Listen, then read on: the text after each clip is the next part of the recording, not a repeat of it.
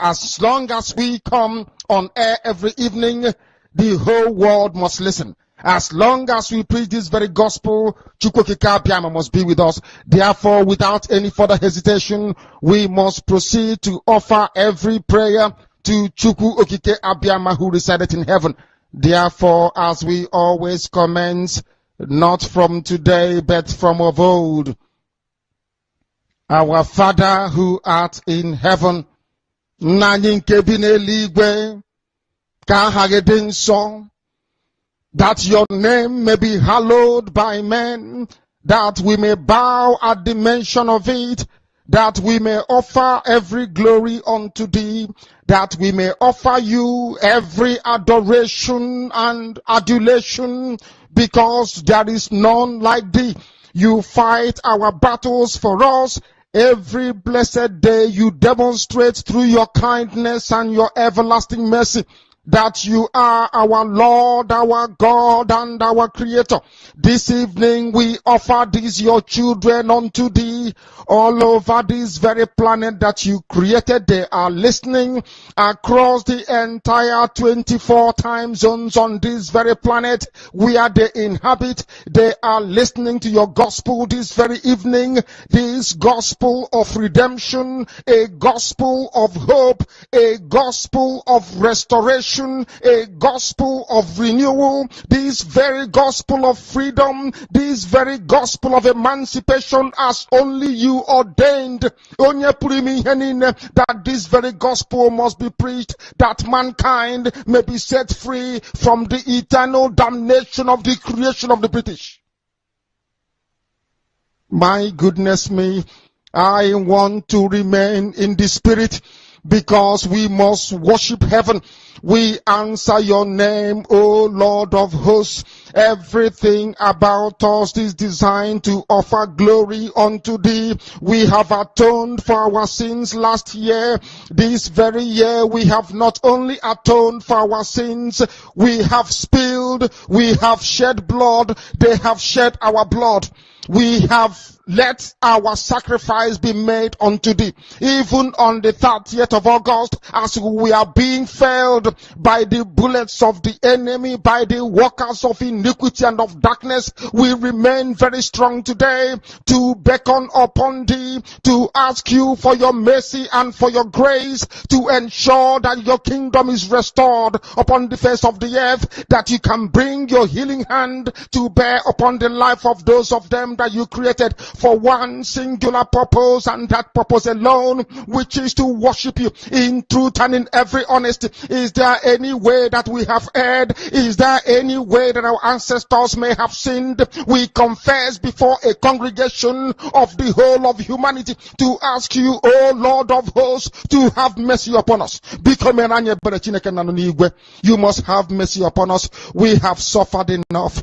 We have been subjugated enough. We have been tortured enough. We have been imprisoned enough. We did not do these people anything.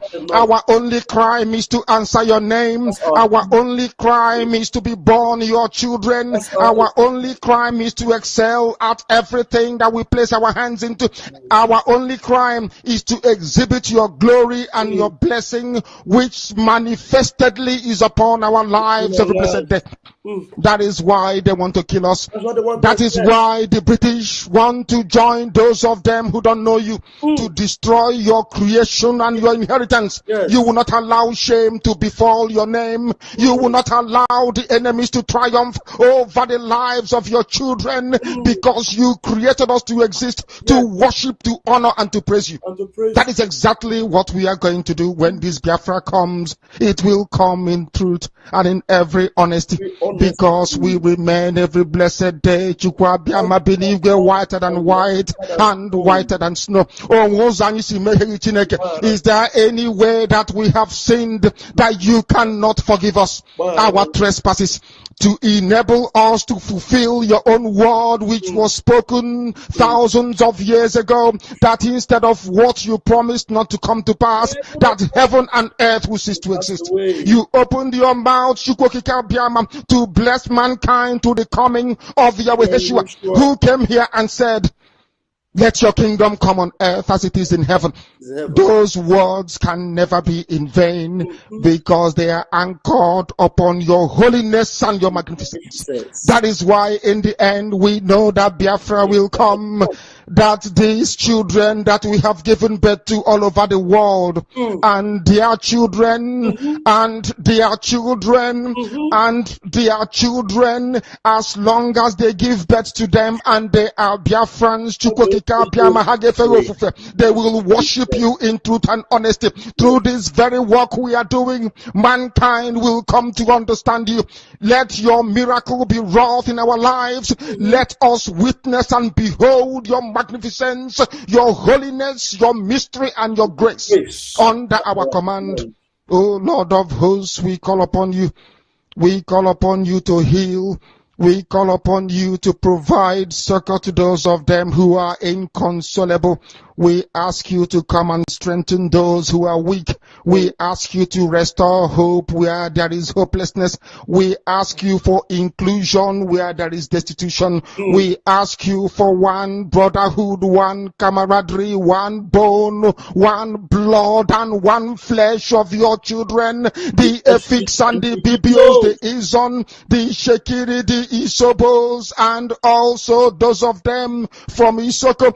We are traveling all the way to the lands of Igala.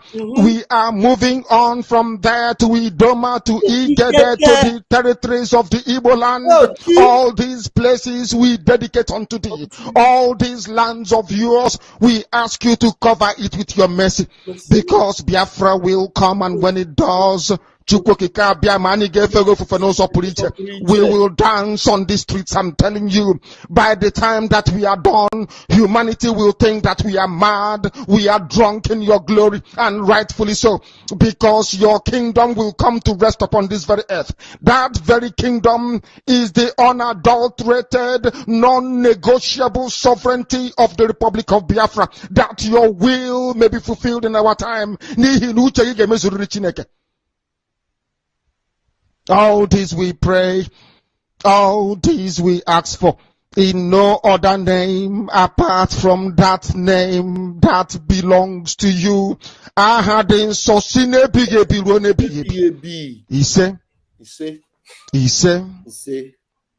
He said, my name is Nnamdi Kanu. I am the leader of indigenous people of Biafra all over this very planet, I tell you.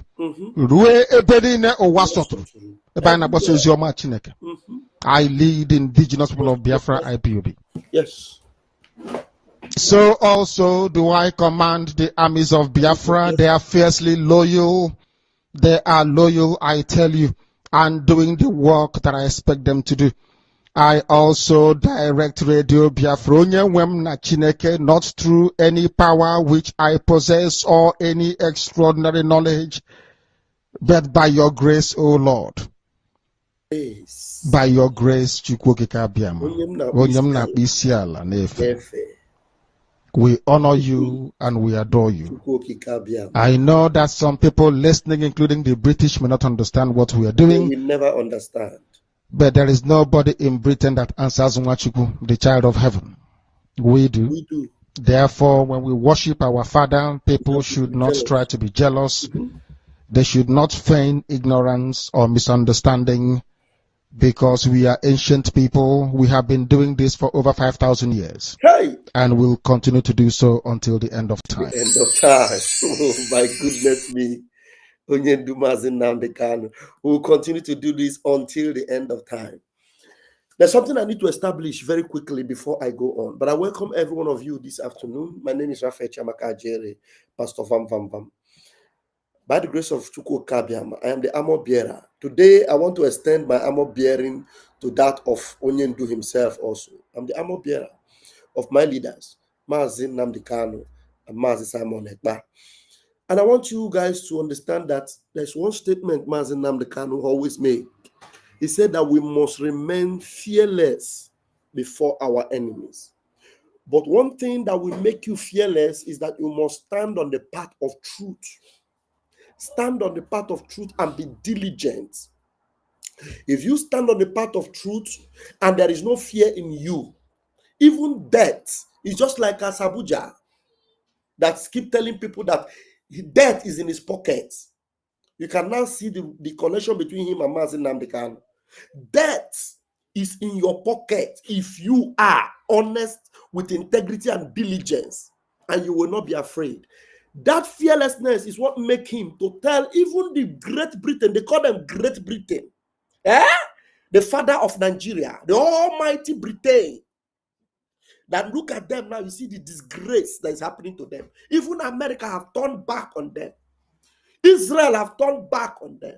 Shame and disgrace now becoming their portion on daily basis. Their lands are taken over. In their parliament, they are divided. They are shouting and screaming, our integrity will be restored. Whereas all those pedophiles are everywhere on the streets of London, raping their children and molesting their mothers. They go to the parks. Their children are now afraid to go to the park and play because terrorists are taking over every corner of Britain. Every corner of Britain. Mazi Nnamdi Kanu was fearless to tell them that, look, Britain, your evil institution, Nigeria, cannot prevail over us.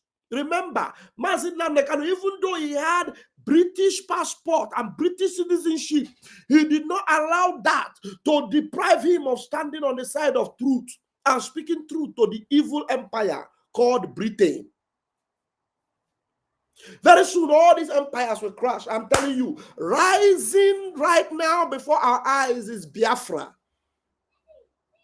The foundations of evil will crash down. God have raised Donald J. Trump in this end time for us, for Biafra. And I want you to know that Donald J. Trump is the instrument that Chukwu Okike Abiama wants to use. And he will ensure that evil is put out. As he is making America first, he is still considering those of us that have the same allegiance and the same lifestyle like them. That Christian lifestyle, that holy lifestyle, that integrity lifestyle, that truthful lifestyle, that Yehoshua lifestyle, not that kind of fake Christianity. Because a genuine Christianity is that Christianity of truth and fairness and equity. That is what Donald Trump is protecting, and he will preserve them. So he will ensure that evil is put out of America, out of Nigeria, and he will keep Christians and Biafrans safe. Even Mazi Nnamdi Kanu must be safe because he actually made this man his friend, Donald J. Trump.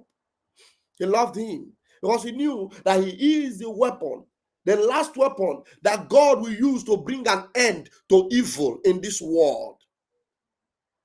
God will use Donald J. Trump to bring an end to evil in this world.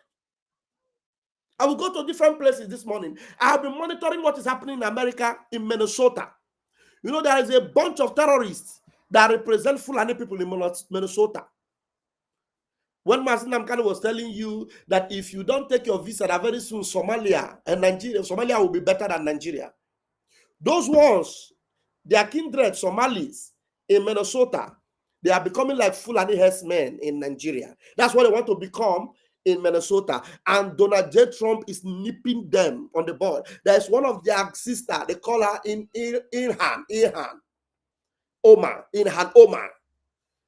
You see the way they talk down on Donald Trump, they talk down on America. And one of the video I wanted to play this morning, I didn't know I should have downloaded the video. One of them was really pissing off and pissing every Americans off and insulting Donald Trump and talking all jargon that they are going to take over. They are taking just the same language. The same language Fulani is using in Nigeria. That's the same language the Somalis are using in America. The same language. You come to people's country, they give you shelter, they give you home, they want to cohabit with you, and then all your plan is to take over their land. To take over their land, to subdue them. And one thing about them is that they are full of evil. They are full of, perjury. They are full of lies. They are full of deceit. They are full of fabrication. There's no truth in them. There's no integrity in them. That's why they can never succeed. I'm telling you, in these last days, truth is going to prevail over lies. Light is going to prevail over darkness. Mazi Nnamdi Kanu is carrying the light of Biafra. That's why no power of zoo, no power of Britain can destroy him, because he is carrying the light of heaven. He's carrying the light.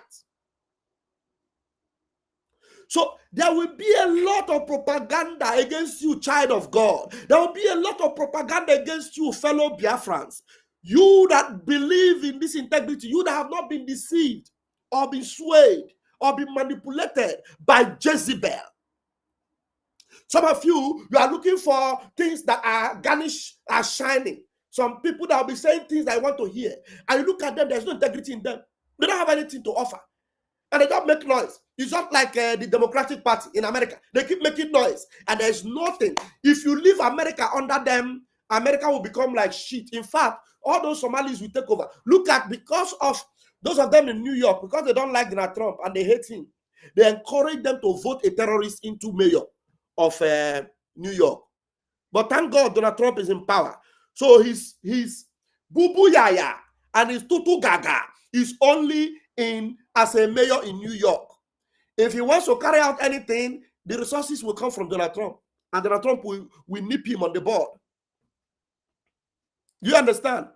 So, like some of our people today, everything Mazi Nnamdi Kanu have done and continue on that integrity is our Prime Minister, Simon Ekpa. And they continue to maintain, like Mazi Nnamdi Kanu keeps saying, if I come out, all this nonsense will stop. He did not relinquish his power or his office to anybody. Mazi Nnamdi Kanu did not relinquish his power or office to anybody. The authority he had before they kidnapped him, he told you, listen to Simon Ekpa. He's the only one who was telling you, listen to him and make sure you share his message. Out of everybody Mazi Nnamdi Kanu have validated, the only person he told you is bringing a new dimension is Simon Ekpa. Because he's bringing a new dimension. And that new dimension Simon Ekpa brought, he did not use it to close down the chapter of Mazi Nnamdi Kanu. He made sure that Mazi Nnamdi Kanu chapter remains open as the leader of the Biafran people. But today you see some Achikote Kwonu Fulani blood. They will tell you, Nnamdi Kanu have done his own. Simon Ekpa have done his own. Ngozi Rabon has not done his own. Thunder fire all of you. I curse you with staphylococcus. I curse you with gonorrhea. You idiotic, shameless people. I curse you with staphylococcus and gonorrhea. Bunch of bastards everywhere. Somebody that will come out and tell you, man, Nnamdi Kanu chapter is closed. Simon Ekpa is finished. I am now the one in charge. And then I ask you a question. Show me anywhere this Jezebelic figure have done anything tangible for Biafra. Just one thing. Show me one broadcast that have put the zoo on their knees and make them fear. Just one broadcast. Show me. Show me one broadcast that woman that is leaking from her nyash. Show me one broadcast that she has done that will twist the zoo and make them set every parameters against her and start looking for her. Show me. She has rather put the lives of Biafrans in danger. The lives of Biafrans are in danger.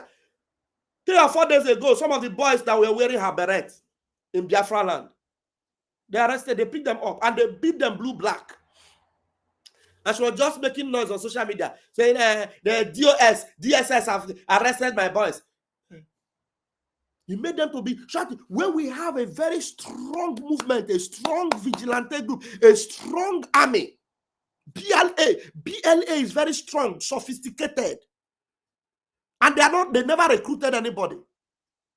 Never. After the declaration, they didn't recruit. And then you deceive some boys and give them pump action to be jumping up and down. And so they claiming that they are Biafra Liberation Army. Look at them. They just, under a twinkle of an eye, they made their Waterloo. Everybody that identified with that bastard of a woman, they end up in the grave. All of them. So, Mazi Nnamdi Kanu's chapter, nobody can close it. Simon Ekpa, with the new dimension, he maintained Onyemdu with this new dimension I'm doing. which I am running it as this new dimension. And Mazi Nnamdi Kanu told them, look, let nobody is permitted to disturb Simon Ekpa. Leave him alone. Let him do the needful. Leave him alone. Nobody said it is an abomination. It is an abomination for you to attack Simon Ekpa. His dimension is on his own. When Simon Ekpa started the new dimension, he didn't take the blueprint and tell Mazi Nnamdi Kanu, okay, give me this new dimension. No, it is Mazi Nnamdi Kanu that identified that new dimension. And he said, he has come with a new dimension. Share his message. Listen to him. And then when they were always coming to him, Simon Ekpa is doing this, Simon Ekpa is doing this, sit at home this, sit at home that, stop it, talk to him, come out openly and reject him. He would just ignore them. He ignored all of them. And yet, this same Simon Ekpa was giving the zoo woto and telling them, look, if you do not release Mazi Nnamdi Kanu, your kidnapping him and holding him will be more expensive for you. So the only person that I will listen to is Mazi Nnamdi Kanu. It shows you the respect he has for that unique office. There was a point where he cried. He said, what me and Mazi Nnamdi Kanu have been preparing, these people use it to Gwola and shit. These people just make a mess of what me and Mazi Nnamdi Kanu were ready to do for Biafrans. Because he knows that when he told our leader Mazi Nnamdi Kanu that he is 50 in 1, it is focusing on that legacy, knowing fully well that this path road of Mazi Nnamdi Kanu combined with his new dimension, that's the only way. The only way. It may be the hard way, but I tell you the truth, it is the only way. It is the only way. Check out all this noise that shameless woman has been making since she come back from Finland till today. Tell me what it has achieved for her. Simon Ekpa was speaking and Musa was crying everywhere. The zoo, all of them were crying. They went and took the services of Jumoke, took the services of a Fulani woman, a Fonja woman, to go and represent and label all manner of lies against Simon Ekpa. And this shameless woman is still busy deceiving Biafrans, telling people that it is now my turn. I will do. Show me, if you can show me one thing that she has been able to do that affected Nigeria so much that Nigeria cried out and came out and said, this woman have done something, hey, we'll go after her. Show me. Some of you shameless men that are not worthy to be called men, you come out and be saying, Agunwai. So a woman that will go behind the door, smoke her brain out, drink herself to stupor, and come and be making noise on social media. Smoke her brains out, drink herself to stupor, come out and be making noise on social media and just be shouting and talking.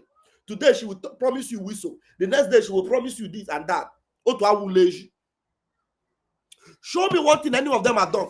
Or is it the bastard that come out and say that our prime minister is nobody anymore from calling him his boss? Our prime minister is nobody. He's nobody anymore. That he's the one America wants to use. Then I will ask you, show me one thing the bagger have done for Biafra. Just one thing. Just one thing is enough for me to see. Because if you go with the antecedents of Mazi Simon Ekpa, you will see everything he has done. You will see the impact he made. You go through the antecedents of Mazi Nnamdi Kanu, oh my goodness me, up to today, even his silence, even when he speaks in the court, everywhere he's shaking.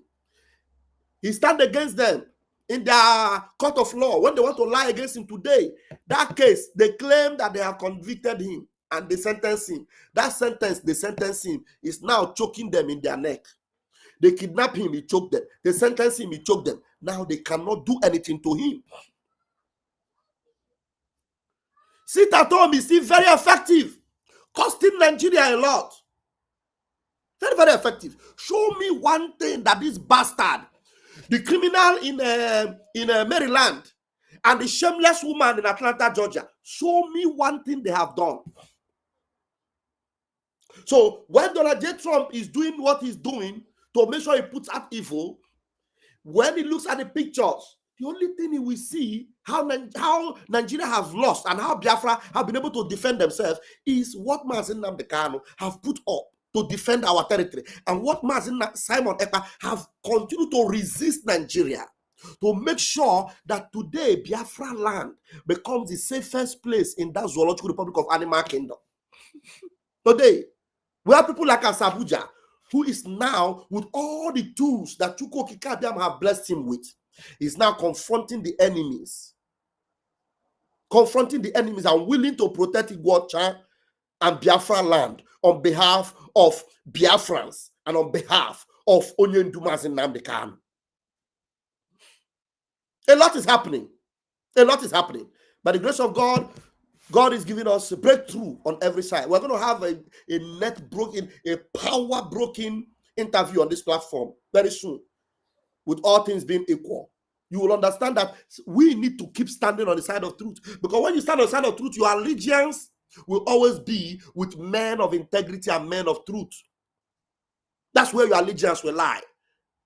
Doesn't matter the numbers that follow you. When all the people that have left the real bone and they start following artificial nyash, BBL, I consider God's word to be a BBL, artificial.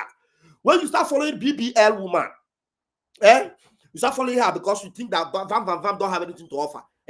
You think, yes, my love, beautiful. So you think that Vam don't have anything to offer. Or Imam Madabu is this, Imam Madabu is that. You go and follow artificial. You will all come back. Okay. You follow, you come back. As long as you are still alive, the room is still open. The room is open. Just that, try and be alive. Don't lose your life. Because some of you that have lost your lives because of the deception of Ngozi Orabueze, some of you that have lost your lives because of the deception of Ogenkere, you have yourself to blame. You have yourself to blame. But as long as you make sure you don't lose your life, you will still come back here. I will still welcome you. I will still greet you. We are all Biafrans. I'm not going to deny you your Biafra. But make sure you remain alive. Because these people, their actions will put your lives in danger. It will destroy you. It will destroy you. So, with all the things going on, I am convinced that this is our season. This is our time. Donald J. Trump is the instrument Chuko Kadiama have brought. I will bring you some videos. But the first video I will bring you this morning is the video I saw yesterday on the internet. This man is not an Igbo man, but he is a policeman, a police officer, but it's not an Igbo man.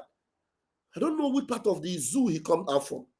But the way he was speaking here, telling you that any one of you that do not support Mazi Nnamdi Kanu, you need to hear what he was telling you. Because some of you think that Mazi Nnamdi Kanu, they have condemned me. I'm telling you, you see Mazi Nnamdi Kanu, the way Mazi Nnamdi Kanu will revibrate, the way Simon Ekpa will revibrate. So many people like Ono Wibo, that one idiot called Ono Wibo. I saw his video where he was saying, hey, you see the IPOB a pegompe, you see a pegompe, you see no pegompe, you see them. Zombie. All of them zombie, fearful before their enemies. Why is Ono Wibo fidgeting and shaking before Nigeria army, fidgeting and shaking before Nigeria government? It is because there is no truth in him. Anybody you see today fidgeting and shaking, saying, I got on agua, look at Nnamdi Kanu, I can't condemn again, look at Simon Ekpa, I watch you, you see at the end of the day, it got matter na isi van mepe hompe. Van boy ga kwọ ga aka n'isi okpokiri komkom isi ga aha kwọ gị kute gị sị gị nna ya ka m kwa anya. That's ọ bụrụ na ị nwụọ, because many of you ga-anwụ. Ọ bụrụ na ị ka dị ndụ, mụọ ga-akute gị sị gị nna ha afọ a ka ezi onye isi ya pere mpe. Nna ha afọ a ka ezi onye isi ya pere mpe.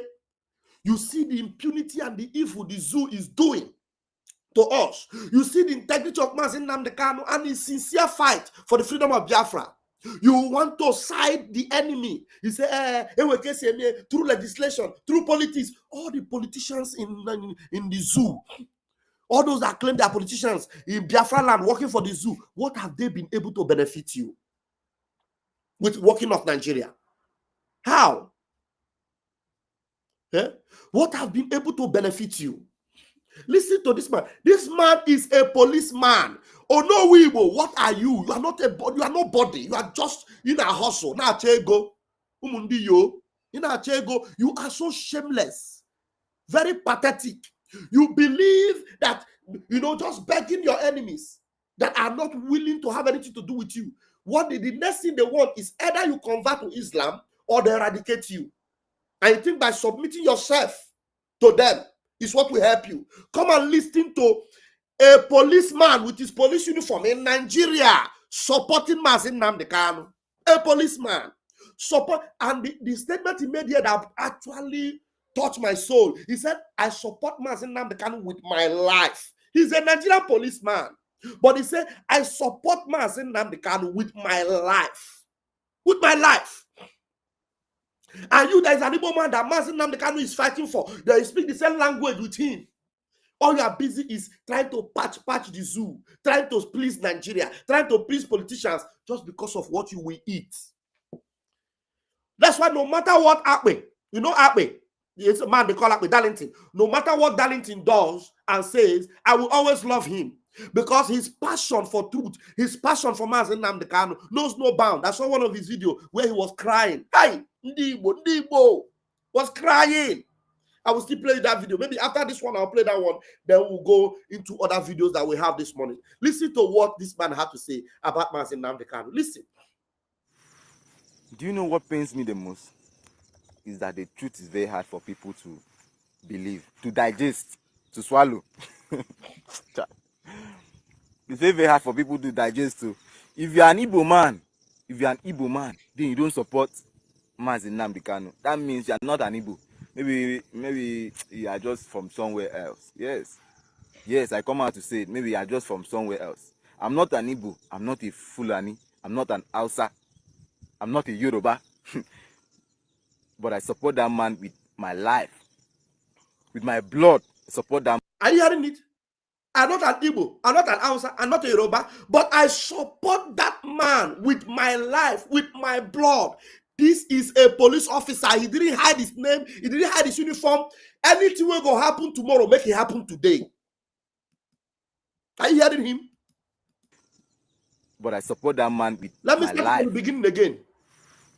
Do you know what pains me the most? Is that the truth is very hard for people to believe, to digest, to swallow. It's very, very hard for people to digest too. If you're an Igbo man, then you don't support Mazi Nnamdi Kanu. That means you're not an Igbo.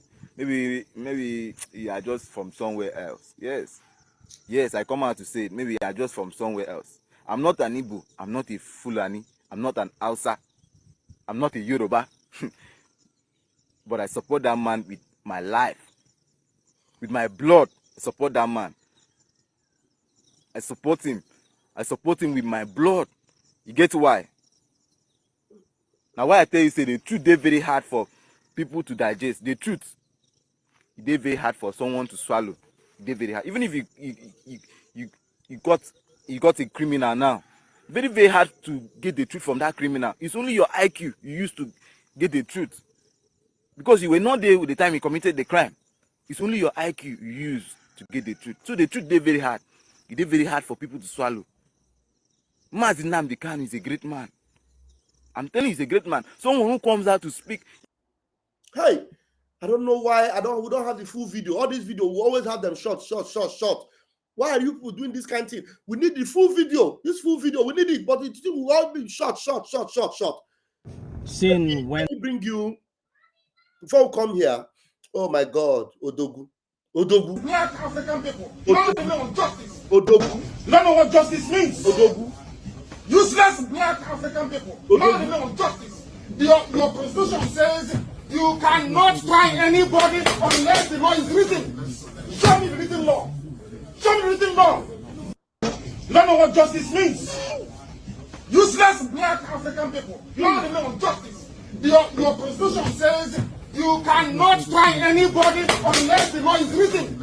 Show me the written law. Show me the written law. Thank you, sir. Ohamadike ndị Igbo niile. There are so many things we are going to look at. I'm telling you, this man, you see, I love this guy. You know, the only word he would have spoken in this short video, he just used sobbing. Sob.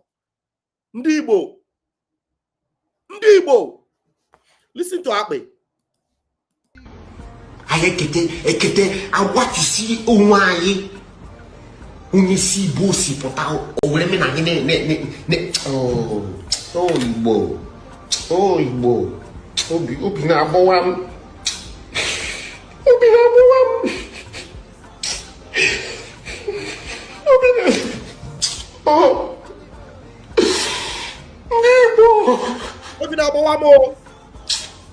Obi na abowam big time, man. Every day I see our people, instead of standing together as one bunch of broom, they just bring in one division among us. Some of you just be talking left, right, and center. Only job to bring something up. Today, Biafrans, do you know Biafrans have forgotten man? Come on, Eka. Odogu, Obatobie, they have forgotten him. Honestly, they have forgotten him. Many of them, some of them think that he will not come out again. I'm going to Finland, Finland. How many years can you see? Only not 86 years. Okay, 6 years, or not concurrently. So that means, PM, when you appeal in this case, you cannot have that integrity, hold that integrity, and maintain his cause. At least even negotiate that respect for him. You know, Megoro, listen to him. One bastard happened and say, I declare Biafra. You won't yara Chineke Ogoku insinure teginihu Chineke Brogonu Bomogonu Boinini Mono. You declare Biafra Wogidia, you declare Ikegidia, Ikegine Sinsiki declare. Did you plan anything with Simon Ekpa? Were you there? Even common ID card, you did not even register until I spoke up. You went and brought fake ID card and claimed that your ID card. Anybody that supports you, all of them will die shameful death. Ndinina support Ngozi. Because with all the things this woman who may go now draw it back. Unu nine promote nwa ya except Monday ndị ke Chineke mepegoro anya ha pụta n'ọgbụ. Ndị Chineke mepere anya ha pụta n'ọgbụ. Apart from them, up till now, 2 times now, Kodogu pụtagoro bịa kwuoro anyị okwu as a group na Biafra 2 times. That's why nwanyị efulefu a na-make mpọtụ up and down ndị AI. Onwekwa mgbaghara dị akwa for her again. No more forgiveness. No more. 2 times, 2 good times. With evidence. Some of you are Kachiobi with everything Simon Ekpa represented for you, with everything Mansan can name for you, with every authority. Una Kachiobi kane sondara. Kachiobi kane sondara. Tell me why I react. Tell me why. All of a sudden, abruze mo nyojo. Just look at me. With my life and my soul and everything I represent with integrity, put my life and swear with it on the line every day. Abruze monyo jo. Nwanyi na-enwe ihe ọ pasịrị nwoke onye oshi nọ na Maryland because na ọ na-enye m ego mụa ọ na-enye m ego na abụ ebilonia mụa si ya na nekwa nke bụ eziokwu kwuru n'eziokwu ofile na ego na-enye m ụka ogo mama akọrọ mama m ihe ọ na-eme ka ọ ghasa ihe niile a na-eme mụa kwuchi ike si mba nna I will not allow you to do that because I am a child of heaven. I am vam I am onye Igbo. I am Fulani blood. There is no trace of Fulani blood in me. There's no trace of Wayo in me. No trace. Ego ni la hinenye mbakwa ku Chineke brogo onu. Ije ninye m ego mu abia fuzi ụzọ. Awumoye Nigeria. Awumoye Nigeria na-enye ego ka ọ bịa mee vote. O mechi ọnụ. Enye ha 5,000. Ha na-ezuzu yari. Awumoye Nigeria Chineke kpọ ọgụ ọkụ. Agwagi he game eju asiki na CROC. Gige go di hanti akwa ha popota akwa ha nya gidi APM. Ge go di tini ha na eme eju. That's why Chineke geji kpo oku na. I'm telling you. That's why Chineke geji kpo oku because he may pay that your own iji eri Chinede. Iji akoya my boss. Jikwe ya ne insult ya. They said that now he will remain in prison. I bet you. Odrigina mama na mabu madu. Isaiah Nyogo. O mekata drigina mama. Manana Chineke na abo chuku. That is if it ever well with you. You know, some people say when you give somebody money, you eat his salt, you eat him pepper, and you stand against them, something will happen to you. You know when something will happen to you, if that person is a person of integrity. If Ogenkere, Isaiah Nyogo, is a person of integrity, and he gave me money, and I eat them, and I now come to blackmail him, you know, go better for me. But as far as I don't see him, say, you know, be better person. Now, why you man? He's even blackmailing the prime minister now, working against prime minister. I swear to you with my life, it will never be well with him. He will suffer forever, even for 600 years. I have a caller. If I you on the call. Yeah, good evening from my abode. Ndewo. And a happy Sunday. Happy Sunday, my brother. Ndewo. You come with family. I had them, my brother. In our life, come on, in our life. Yeah, I know that I know that I'm live. Okay. You know, Pastor Mnk, Ndewo, what to be honest with you, I am heartbroken, to be honest with you. You know, if not because of the way God molded me, if not because of the way God molded me, I would have fed up with everything that is going on. You understand? But God has already molded us to be strong. Yes. You understand?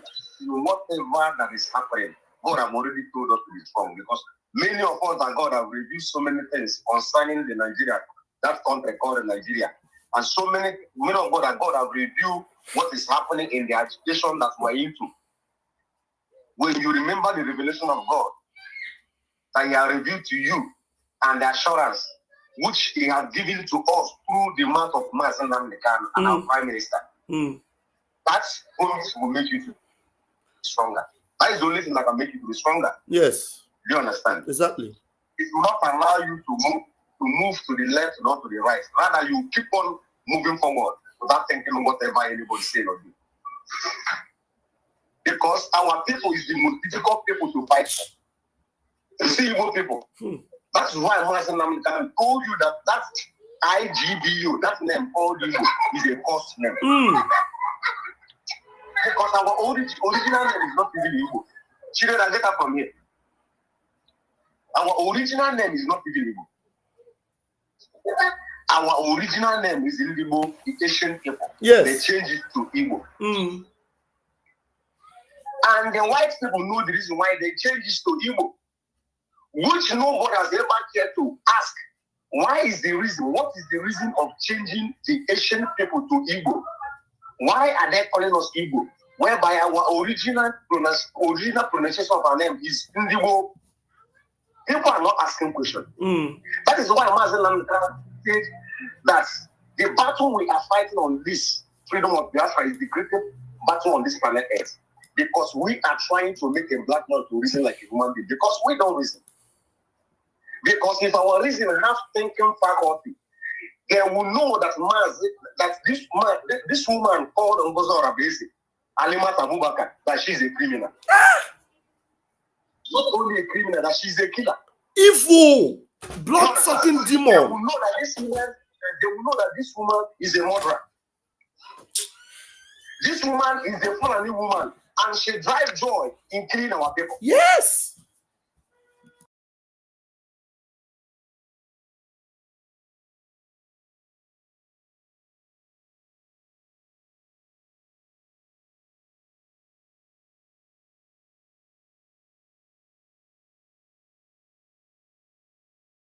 Musa, what are we going to do to stop this? What did Musa say? Musa said, stop their funding. Stop their funding. stop their funding. When you stop their finances, then we can be able to stop them. Without stopping their finances, we can't stop them. That is when, which they have already set their paper, which they are going to use to stop the movement, which is Ngozi Arabese and Azanya, which I told you at the initial stage that Ngozi Arabese is.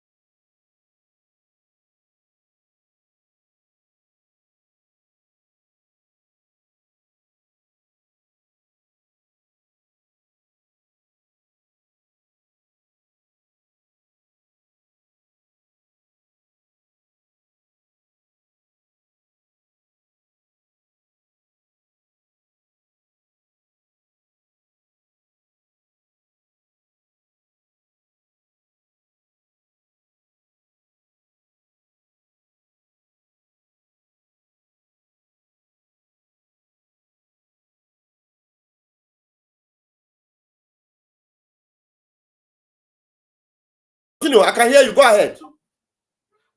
Is it not the same, the CRC and the DGC that made him, that vote for him to become the acting prime minister, that he come out in the public and say that he has resolved? The question people should be asking themselves, see, the template that Fulanis and the British and the cabal that is in the politics of Nigeria are using for our agitation is the same. The template is the same.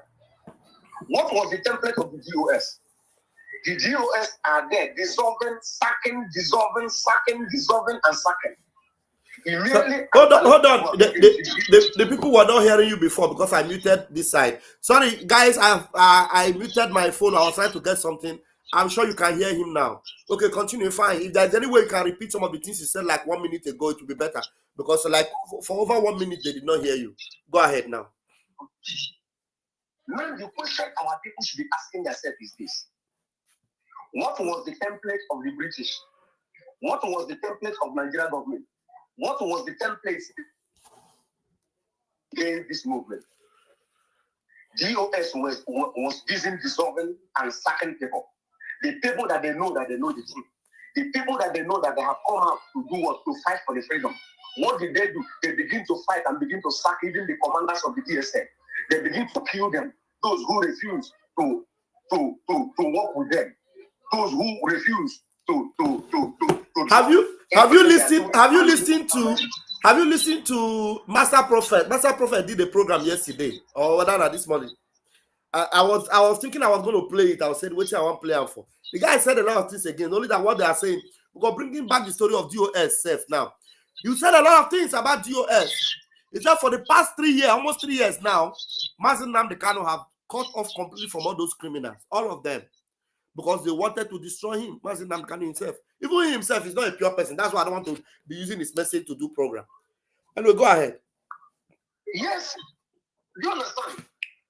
It's like this woman that is in the France, that Kai woman, that alcohol drinker, that is in the France, ranting, that people are going to a program to listen to, without knowing that that woman is another agent of Nigeria government in this movement. If that woman have a little bit of education like Ngozi Arabese, she would have been worse than Ngozi Arabese. If he has a little bit of education like Ngozi Arabese, God. I tell you, somebody that told me about that Mazi Nnamdi Kanu, where can I trust him? I don't have something in my mouth. How can you trust him? By calling your son Nnamdi. I am telling you the truth.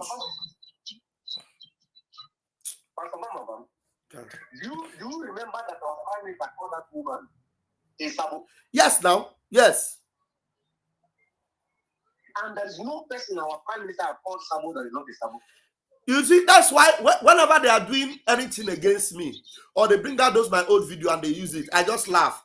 Prime Minister know me very, very well. He has never one day referred to me as a Sabo or a betrayer. One day, never. Never. Even when I became very hard on him during the time of Nelly Ofebu, he never considered it as a sabo. Now he considered it as a very good work I did to even save everybody. For you, sabo.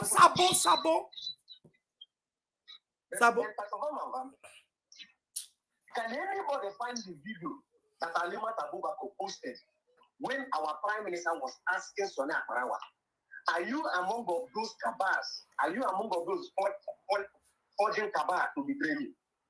It's in the video, it's on the record. You see? Our Prime Minister was asking Sonia Akparawa. It's on video, Pastor. You can remember. You understand? Yes. Even he was asking Sonia Akparawa. Yes. Are you among those that are forming cabals to betray me? What did Sonia Akparawa say? Sonia Akparawa said, no, Prime Minister, I'm not among those. God forbid, though. But what is happening? From Simon Akparawa to Mazen Namnekano. I said,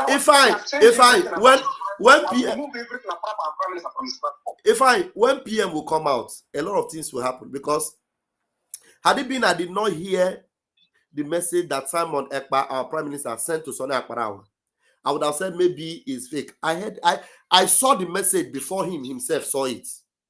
The message PM sent to him. I saw it. It's with me. The message was sent to him. 2 different messages confirming to him that, look, Sonny, it is me. Do this, do that. CRC is in charge. Stop this thing you are doing. Stop this war you are doing against the people. The way Sonny's reply, I also have Sonny's reply. Sonny. So for Sonny to even come out and open the betrayal to our Prime Minister is not in that video, is that their program. He have already betrayed Prime Minister, because me, I was thinking that immediately Sonny will get that message, that he will immediately dress back and tell Ogenkere, no, PM has spoken, no. I don't know, PM. But no, he went to Ogenkere. I can hear you. I want you to know one thing. Sonia Akparawa has already betrayed our Prime Minister, even while he was still with our Prime Minister. While our Prime Minister was still with us, they have already betrayed him. They have already collected money from the Nigerian government. They were just waiting to finalize the betrayal. That is one thing I want you to know. Remember, 6 months before our Prime Minister was taken, remember I called you. I told you that I saw our Prime Minister in prison. I called you, I called what is it called? I called Chief Survivor. It was 2 of you that I called. The reply that Chief Survivor gave me that, as our Prime Minister knows exactly what he's doing, that he is careful. I say what I saw is not all about carefulness. I saw this one, I saw it. You understand? They have already betrayed our Prime Minister. You see, what is why Musa was going from one platform to grant interview. They have already bought over Sonia Akparawa, all of them. You see all of them doing all this things. They have already bribed all of them. They have already betrayed our Prime Minister. And they were the one punishing Finland with evidence against our Prime Minister. It was not the VOS people. Without the help of Sonia Akparawa, Ogenkere, Alimat Abubakar, all of them, Amubi, all of them, without their help, Finland can never arrest our Prime Minister. It was with their help that our Prime Minister was arrested. But it baffles me that our people will see everything that is going on. It baffles me that they will see the utterances that is coming up from these people and they still follow them sheepishly. It baffles me that Ngozo or Amazon will come out and say that what is it called? Caterpillar is part of his commander. And all the people, all the men who betrayed Onyendu and our Prime Minister is one of our commander. And people are still following her, giving her money. It baffles me that Azai Anyok will come out and insult our Prime Minister and went and change the documents, the registration of the government, and people are still following. I'm telling you. It baffles me. That changing of the registration of brigade is enough for people to know that Ogenkere is a criminal. Yes.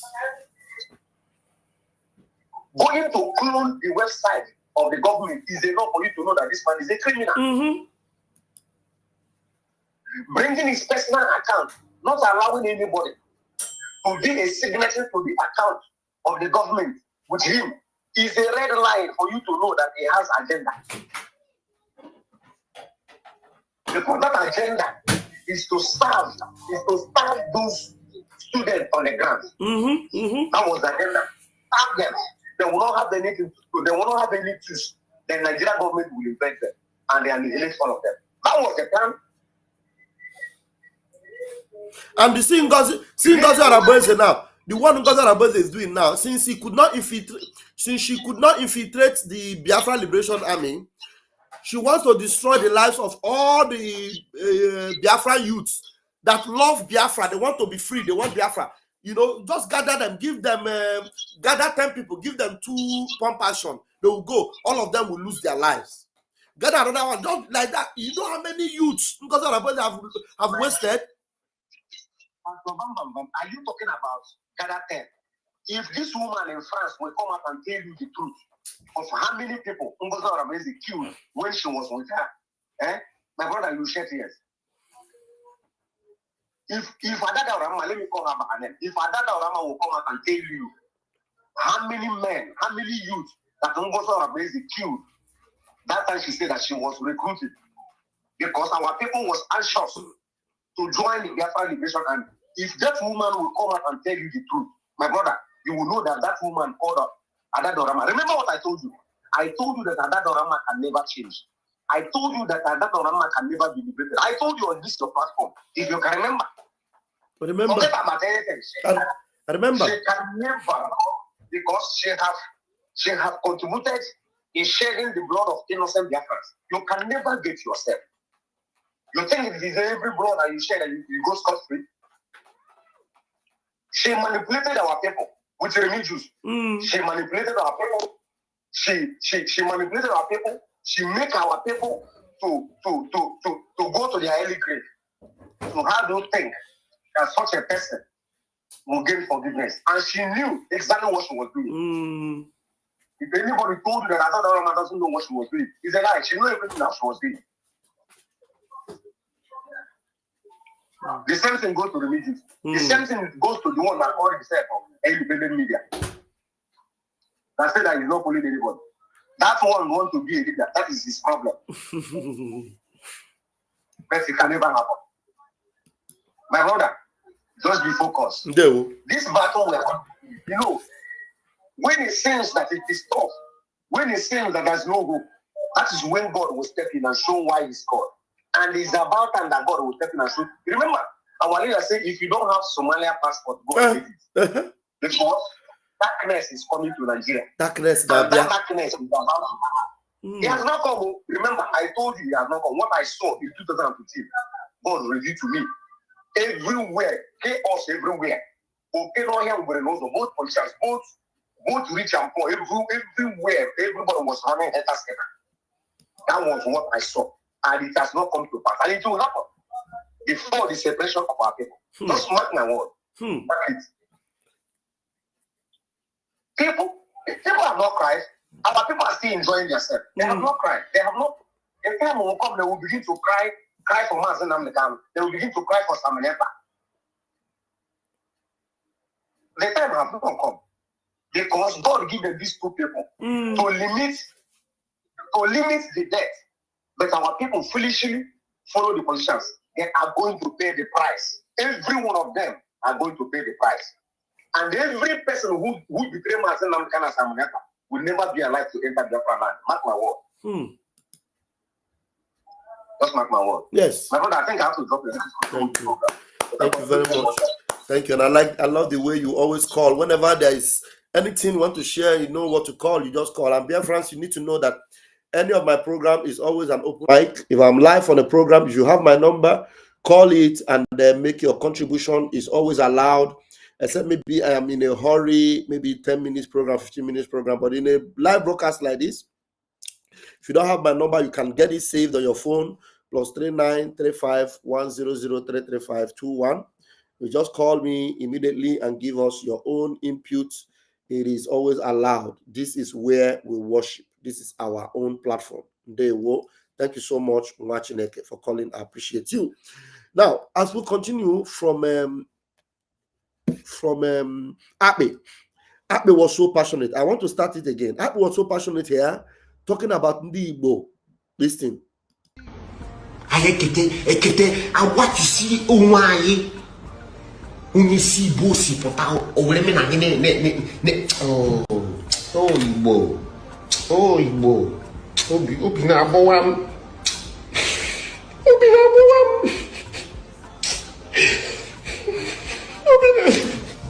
oh Igbo.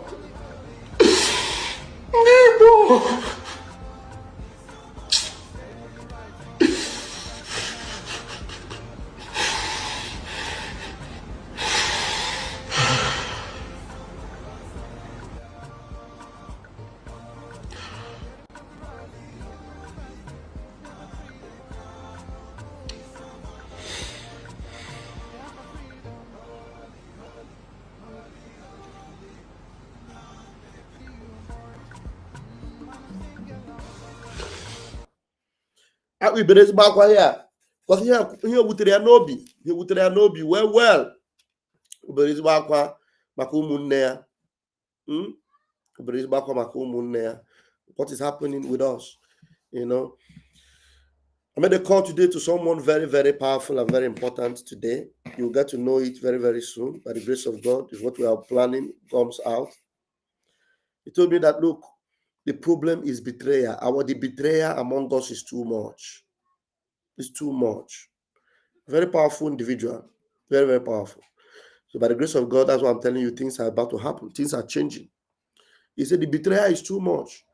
But I told him that, look, as long as you, Mazi Nnamdi Kanu, have someone like you, and we have you, and we believe in you, then we are moving forward. We are confident. All we need to do is just you keep doing what you're doing, and we keep supporting and praying for you, and everything being equal, Biafra must come. And he gave me his assurance that, look, 100 billion% that he's standing with Mazi Nnamdi Kanu. In fact, his word is that Mazi Nnamdi Kanu is my brother, and I am his brother. I am his servant. Oh my God. One of his words that actually broke me, that made me know that Mazi Nnamdi Kanu was a mother. He told me, he said, I am his servant. I couldn't even know that I was going to be able to make that call. I was able to talk to this person. Very powerful. He said, I am his servant. I said, this one. I said, no problem. We are good to go.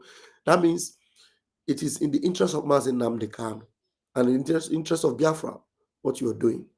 We'll be praying for you.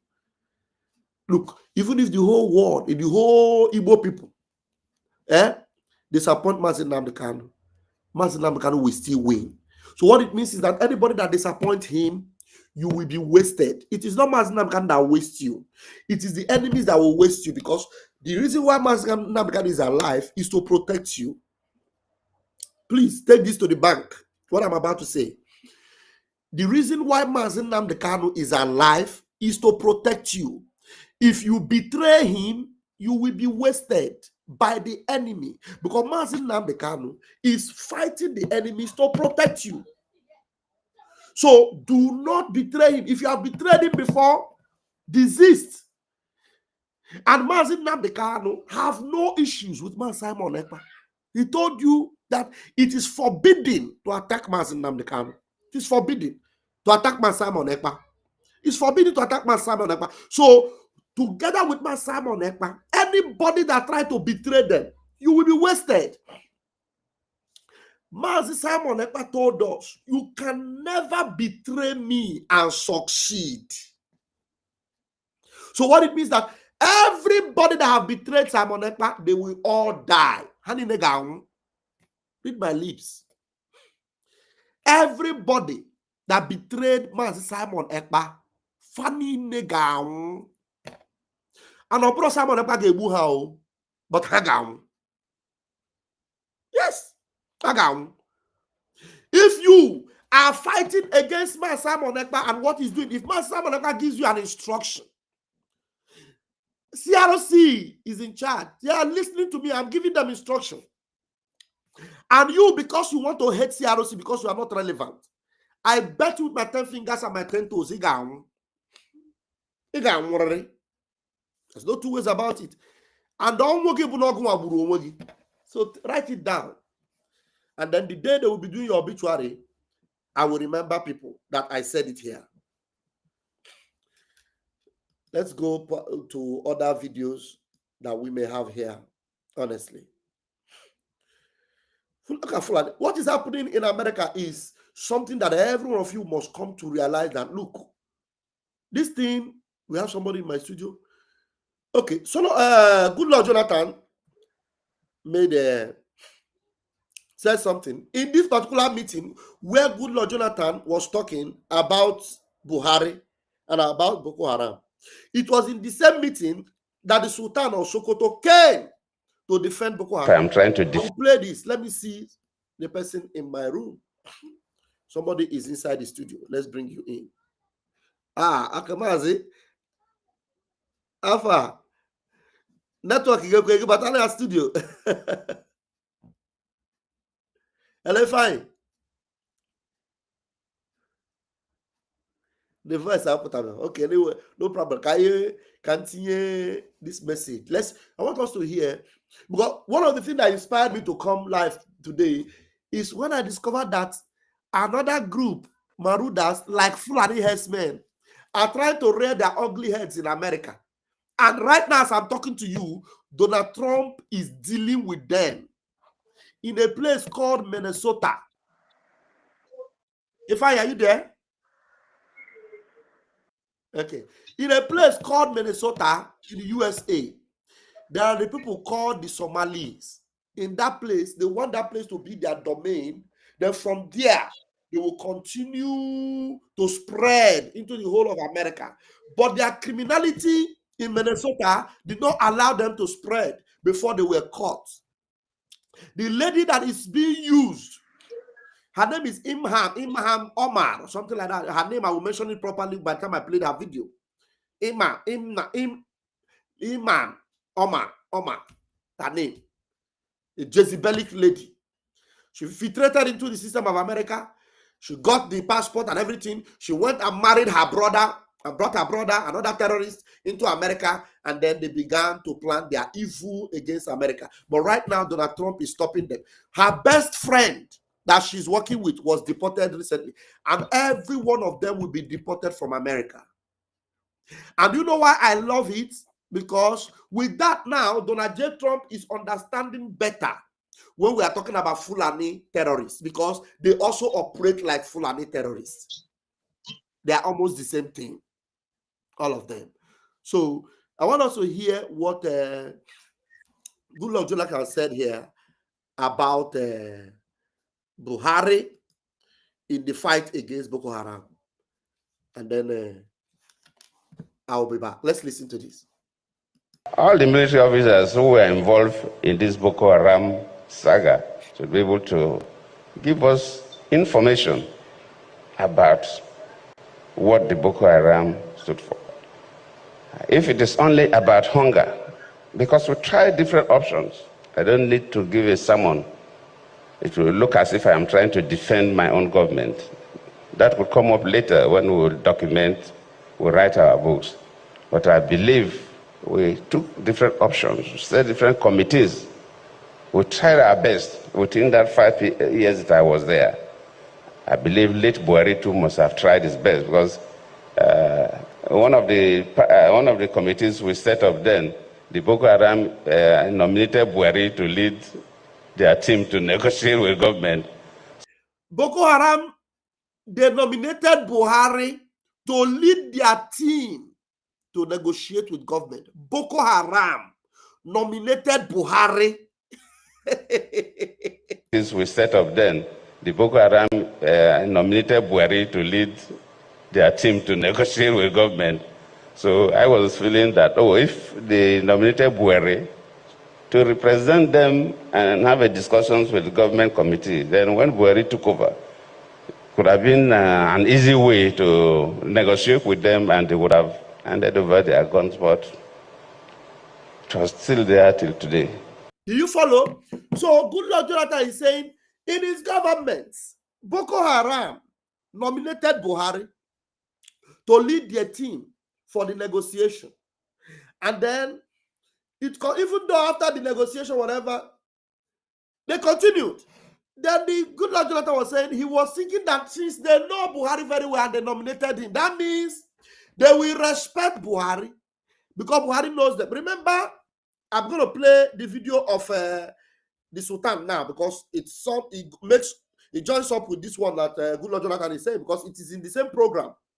So if they nominated Buhari, it will be easy for you to say that that means Buhari will be able to make them submit their weapon, surrender their weapon, and give up this terrorism.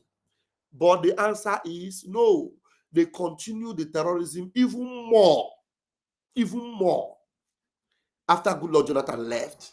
And the Buhari have not been able to persecute or prosecute any one of them. There's no single Boko Haram person that have been sentenced to death or that have been fired to death or that have been executed for their terrorism. No one. Rather, you will be seeing these Boko Haram people in the midst of government officials, in the house of vice presidents. And then they will be negotiating for them, telling you that they are fighting for their own right and all what have you. In this same meeting, the Sultan of Sokoto was there to debunk Goodluck Jonathan. This particular speech of Goodluck Jonathan, Sultan of Sokoto came up after it to debunk the ex-president. you never see anything on Nigeria. I never see anything. And Bishop Kuka was here. In fact, there's something I needed to show you people about Bishop Kuka. Do you people know that Bishop Kuka is having a dialogue and a league and a combined service with Gumi, the terrorist negotiator? Bishop Kuka of the Catholic Archdiocese of Sokoto, Bishop Kuka, is also on the side of the terrorists now. Please, somebody should remind me. I have the picture somewhere. I'll bring it and show you Biafrans. Anyway, let's hear Goodluck Jonathan. One of the committees we set up then, the Boko Haram nominated Buhari to lead their team to negotiate with government.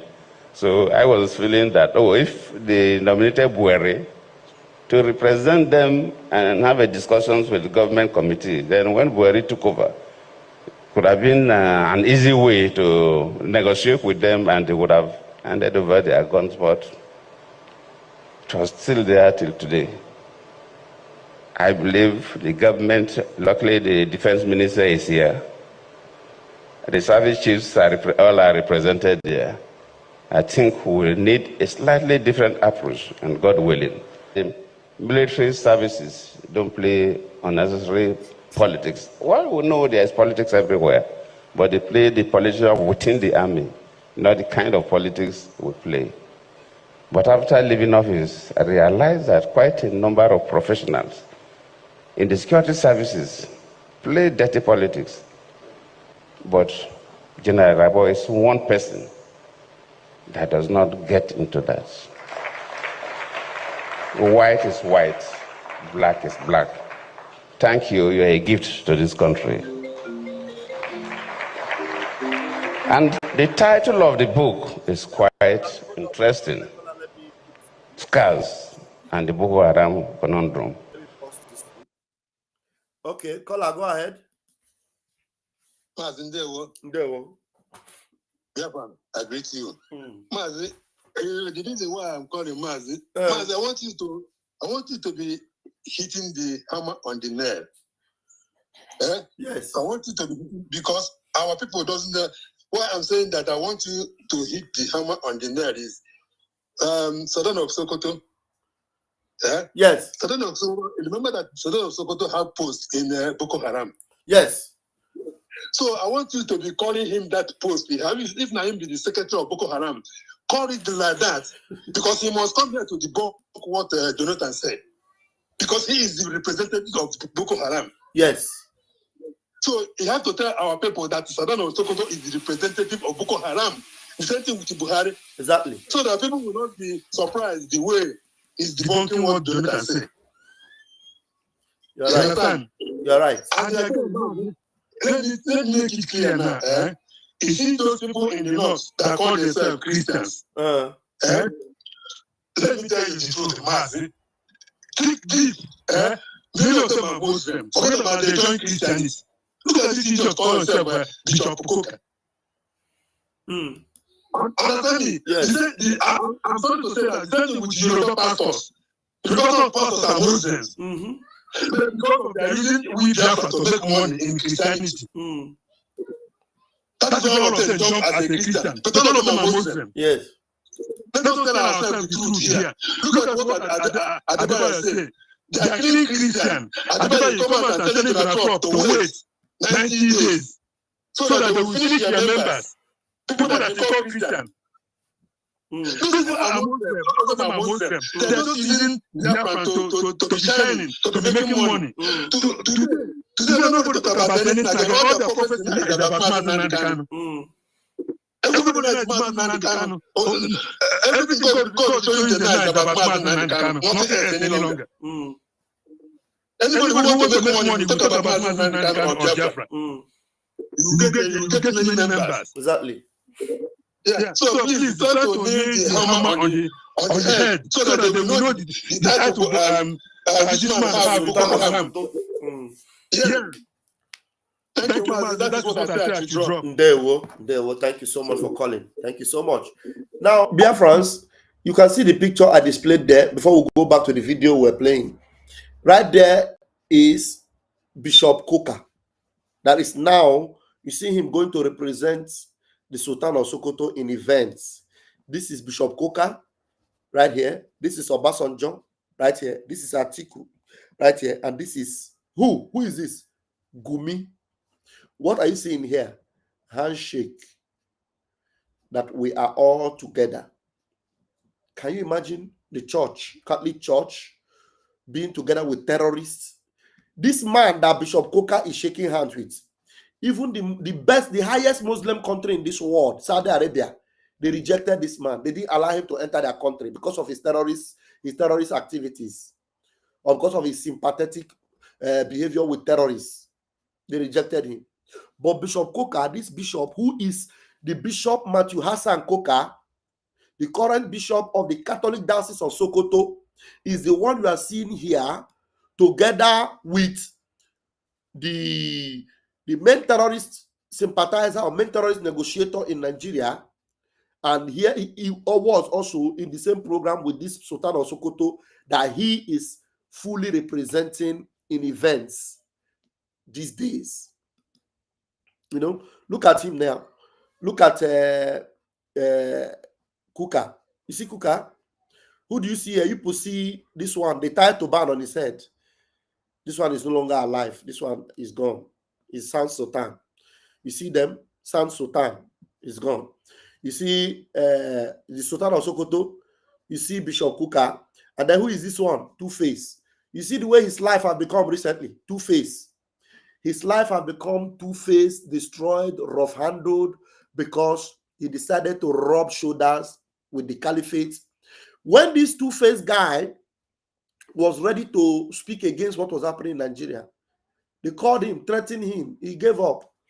And now they handed him, they draw him away from the marriage that is supposed to keep him alive, and they put him in a marriage that will destroy him finally. Now, he is in a relationship that will eventually end him if he's not careful. You know, right now, he is in a total mess.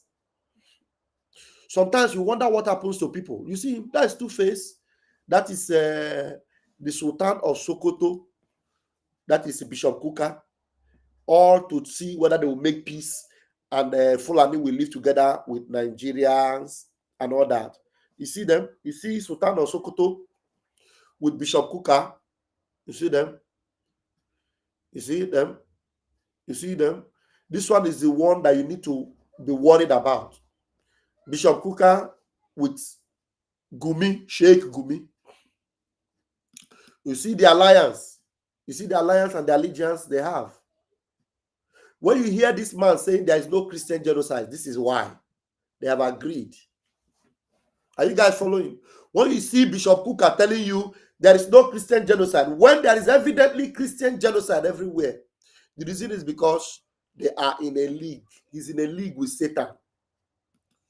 Bishop Kuka have entered a league with Satan.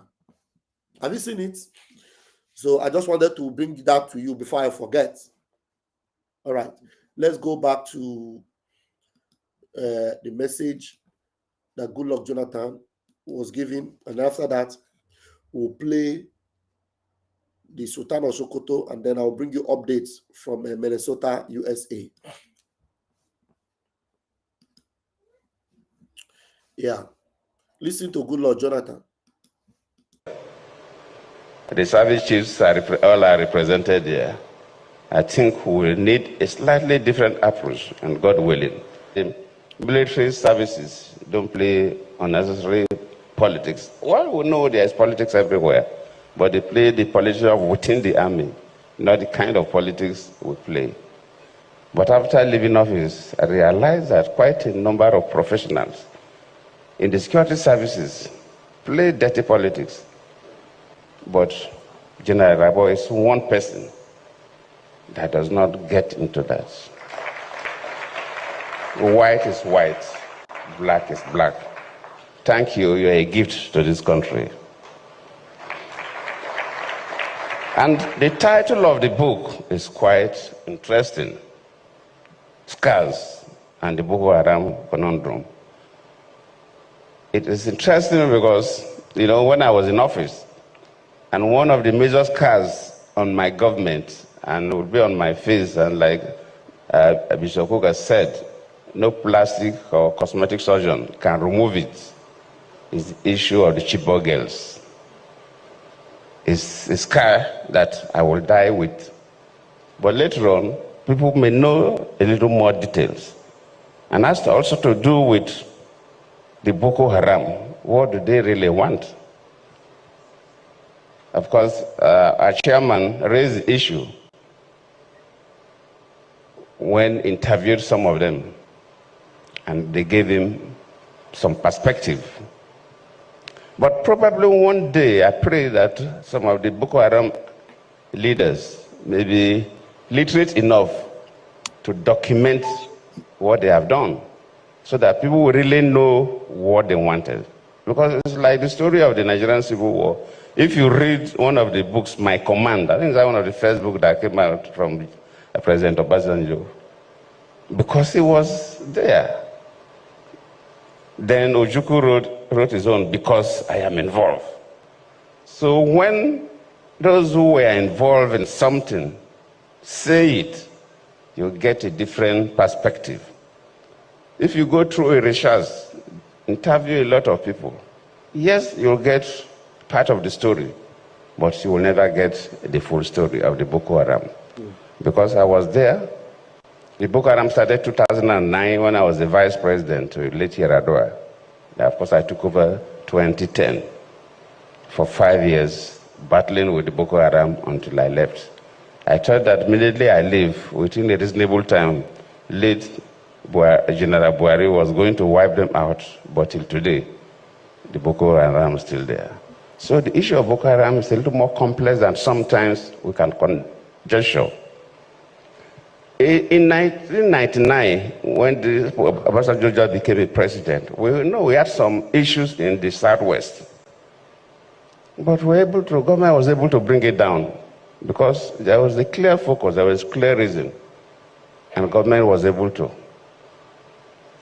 Then we had issues in the Niger Delta.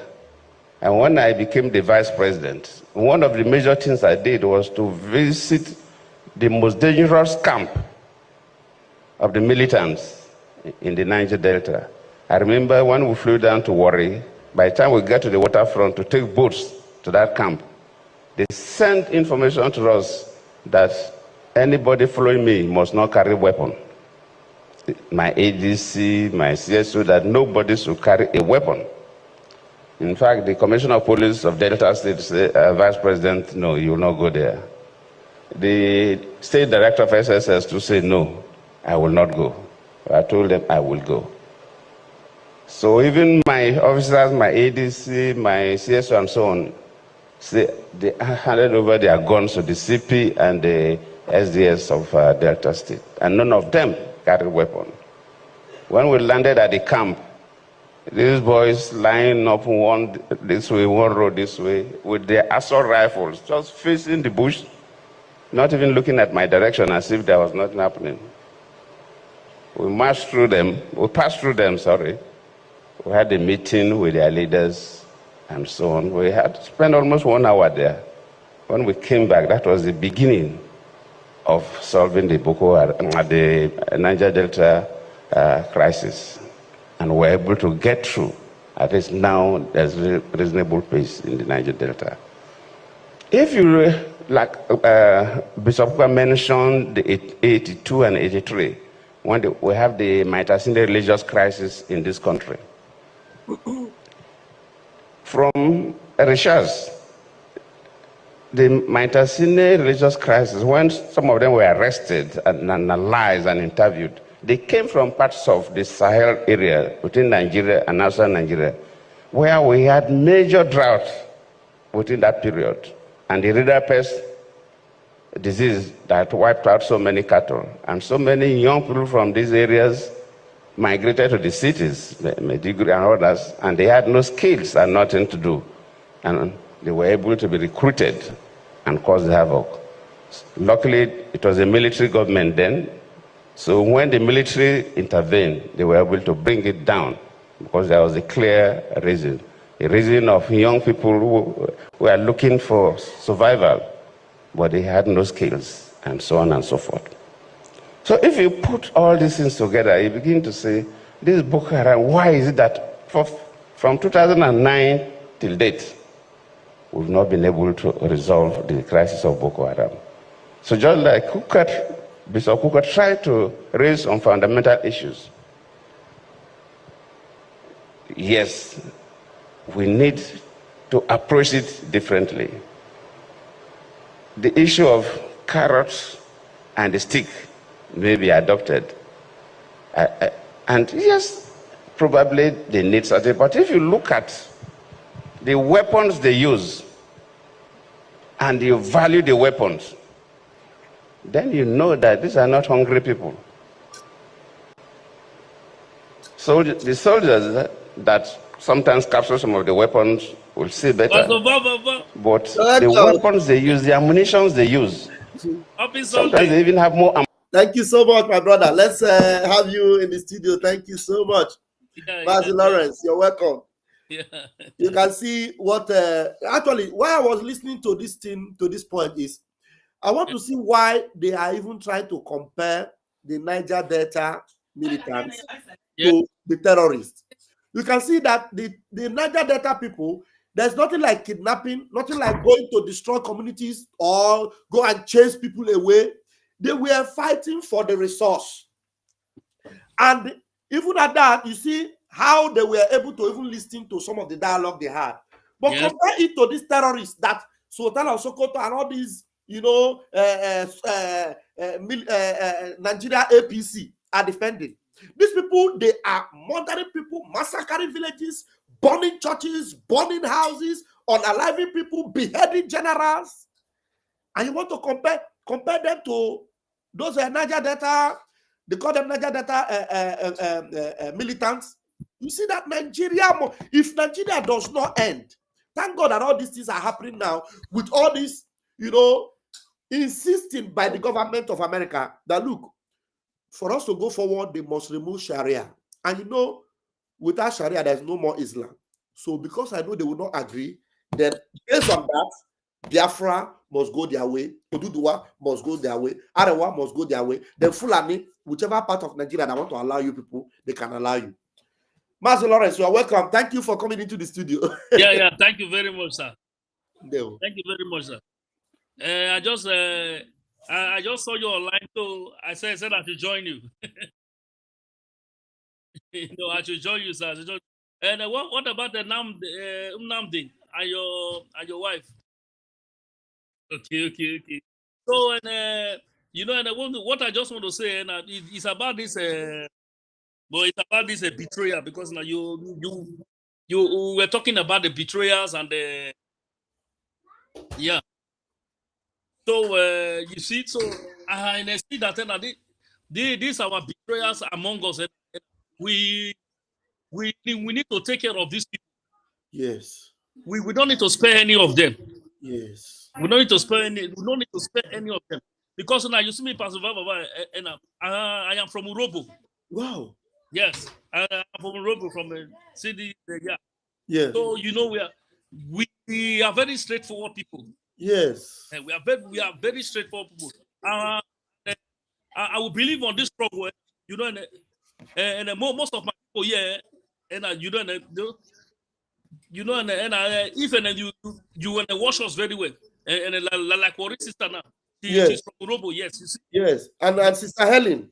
Yeah, Sister Ellie, you see. So this very strong word, and you know, we we with the are very hard to convince.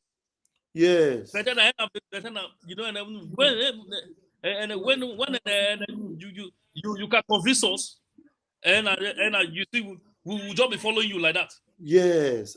Yes. And then we also we know fake people. We know fake people. We know real people. Exactly. You know, we know the fake people. We know the real people. When I saw God the first time, and I know that this is fake. Yes. When I saw the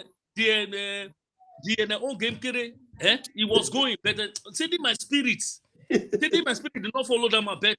But then as a people were following, I said, okay, let me be following the worship. As he just diverts, and I say yes, he's an evil man. So and I quickly run away. You see, you and I see Pastor we are with you people. We are following you people. You see, we know we we we we are following you people, and you know, and with all our spirit, Yes. with all our mind. Hey, stop. You know, with all our mind. Wait, and you know, no. Come in first, and Pastor 1 minute. No problem, no problem. So Mazi Lawrence is a fantastic brother. He's his family and himself are hardcore. And this is how you know those that are actually submitted to this freedom.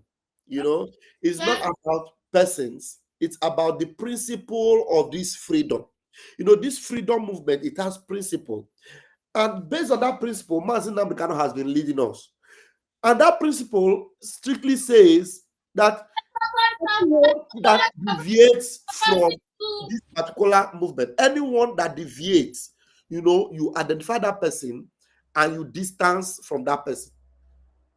Anyone that deviates, you identify that person and you distance from that person. Even Mazi Nnamdi himself told us and said, if you discover that me, I have gone contrary, that what I was telling you before is no longer what I'm saying. He said, anybody that has the means of taking me out should take me out. Even if it's by gun or by anything, shoot me and take me out. That shows that for Mazi Nnamdi, this movement is bigger than anything. That's the idea that guides the life of Mazi Lawrence. Yeah, Papa, sorry. No problem. You know, I have to make free for them. Okay. Yeah. You when I see an end Pastor Papa, you see, when I see it is very poor, you see an end, we know them already. We know these people. You see, there is a brother now who when I spoke to you, if I whether it's if I yes. You know, see, the very brother, and I have I've been watching the brother very closely. Yeah. He's a really true Biafran. Correct. People like them, see them Ayole, all of them. I was so shocked about those people. I was disappointed. Yeah. Terrible about those kind of people who and then wind will just blow. They will follow the wind. You see them. So then Pastor Mama, we are with you people. Thank you. Anywhere you see you people will go. We you know, and you know, and then we will follow you people. Yes. We are on this struggle together. Yes. And I'm ready to better our life with it, Pastor Mama. Exactly. Because the people that have sacrificed their lives, they are the ones who are standing behind them. Mazi Nnamdi Kanu and Simon Ekpa, our connection with them remains intact. Exactly. Intact.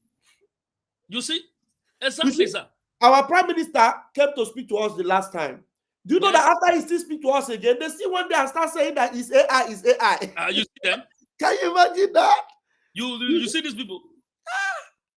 They are all evil people. They are evil people. Very evil, very evil. God will punish them. All of them. God will punish every one of them. I'm telling you. He will punish them. Look at them. Look at the useless man. I am sorry to call his name here because I don't need to call their name. Yeah. It's a hollow platform. Yes. Useless Biafra Unite. Oh, Jesus. Those kind of useless people, mad people everywhere. Jesus. You see, betrayers. Betrayer. Because they were looking for a position. They did not get the position.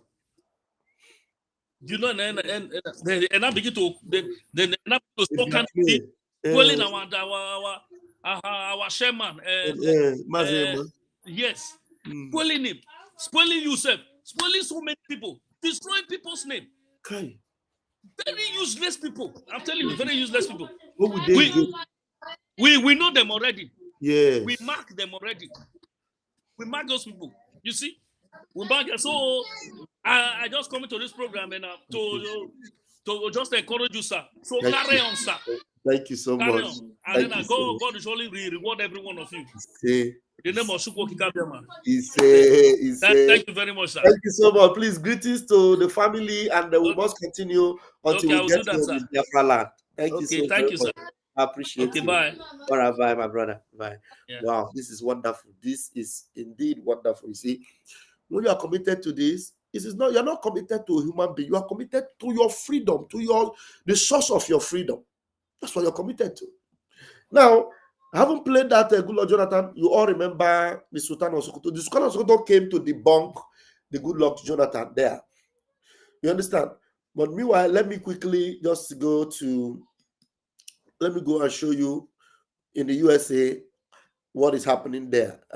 My goodness me, this man, Mike Arnold. Let's go to America. Let's take a trip to the USA. This man, Mike Arnold, is doing great.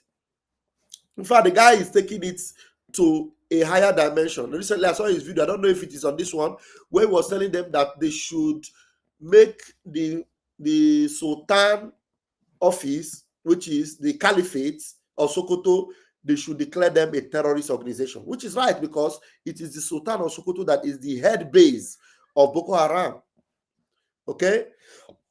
The Sultan of Sokoto is the head base of Boko Haram. And that's why this man haven't visited Nigeria 16 times. It's not easy for you to be going back and forth. 16 good times to visit Nigeria for this particular mission. He has known the nook and crannies of everything. He understands the whole thing. And then he makes this statement. Let's listen to him. We need to understand, and we need to make the people in that building understand that Nigeria, in its very essence, its very DNA has genocide baked into it. Nigeria, in its very essence, has genocide baked into that. Now, it's just manifesting again. It's not the first time. Now, how can that be? And this is not rhetoric. This isn't over the top, is it? Nigeria's DNA has genocide in it. Let me walk you through that. First of all, radical Islam is an ideology of genocide by very definition. Its very own teachings, its very own methodology. Genocide is the intentional effort to wipe out a people group. Radical Islam only exists and only expands when it wipes out anybody that doesn't believe the way they do. They believe it glorifies their God when they conduct genocide. It is the essence of radical Islam is genocide. Am I wrong? No. Nigeria, its founding fathers, decades after the founding fathers of the United States pledged their lives, their fortunes, and their sacred honor to establishing a nation to be a shining city on a hill, a beacon of light for the world. We've had our issues, but you can't imagine a world without America. You can't. Thank God for that. Decades after our founding fathers did that, the founding fathers of the modern ruling regime of Nigeria were waging a genocidal jihad. The northern political regime was founded on jihad and genocide. decades after our founding fathers. We also have to understand the type of colonialism that was implemented in Nigeria. It was not set up to expand the goodness of Great Britain. It was set up to be a point of extraction. Period. It was set up to be a point of extraction. And it was through the genocidal regime that the British sought to control Nigeria. They co-opted and sat on top of the genocidal regime. They didn't clean it up. They didn't want to. They used it for their purposes. And when they set up the modern nation that we call Nigeria, which they drew on a map, it was set up for the purpose of extraction and to keep the nation down. They don't want to buy finished products from a developing nation. They want to buy raw materials from an undeveloped one. And they set it up to fail. That's just a fact. So the modern nation of Nigeria was built on the power base of a genocidal jihad regime. And it wasn't that long ago. There are people here today who were alive when this was established. Am I right? Yeah. So it's not a surprise that there's genocide taking place in Nigeria. It's just following the template that was set up. It's inevitable that there's genocide taking place in Nigeria when the world looks away, when the body of Christ is seeking itself and its best life now. Genocide is inevitable, and we're just seeing it happen again. Thank God people are paying attention now. Thank you. Thank God people are paying attention. It was built on a foundation of genocide. And thank God people are paying attention to that. Now, while that is happening, this lady, Ilham Omar, and her people in Minnesota are threatening America. They're threatening the United States government and the president because they are siblings of the Fulani, their own faction in America. I want you to listen to some of the videos that will come up, and then some Americans that are telling their government that, look, these people, you have to send them out because they don't represent free America. In America, everyone is welcome, everyone is free. They were supposed to practice their religion freely, but now, instead of practicing their religion freely, they want to use it to dominate the Americans themselves, people that gave you chance to live in their country. Now you're telling them that that country is not good enough the way it is. We want to come and change it. If the country was not good enough, why did you come in? You should have stayed in your country if your country was better. So since your country is better, you want to turn America into your own belief system. If your belief system was so good, why did you have to leave your own place and come to the USA? The same thing with Fulani. If your Fulani system is so good in the bush, why not remain in the bush? Why are you coming into the cities to chase people out and want to turn their land into a nomad environment? Let's start listening to them. Some of these ones are coming from the USA. Now listen. As much as Trump and his cronies want to act like we have no power to respond, the truth is we are more powerful than we think we are. And I want to underscore the importance of using every single leverage that we have at our arsenal, because we do have a lot of leverage. We need to make sure that those who are collaborating with the authoritarian regime pay a costly price. Now, when they are threatening you that they want you to make sure they pay costly price, you ask yourself, what is the costly price? Terrorism. They are planning jihad. They are planning terrorism. So those that are collaborating, that is those that are asking that America should remain American. America should remain in their principle, the principle of their founding father. They came into America and are threatening the owners of the land that they will pay a costly price. And you tell them that they will remain there.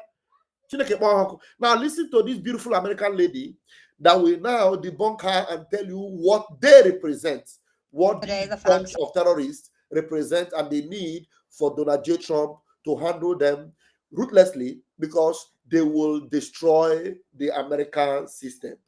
And that's why also, as Donald Trump is rounding them up, he will round up their brothers that are, that are genociding Nigerian Christians to make sure that everywhere they are found, they are clipped and nipped on the board. Now listen to this.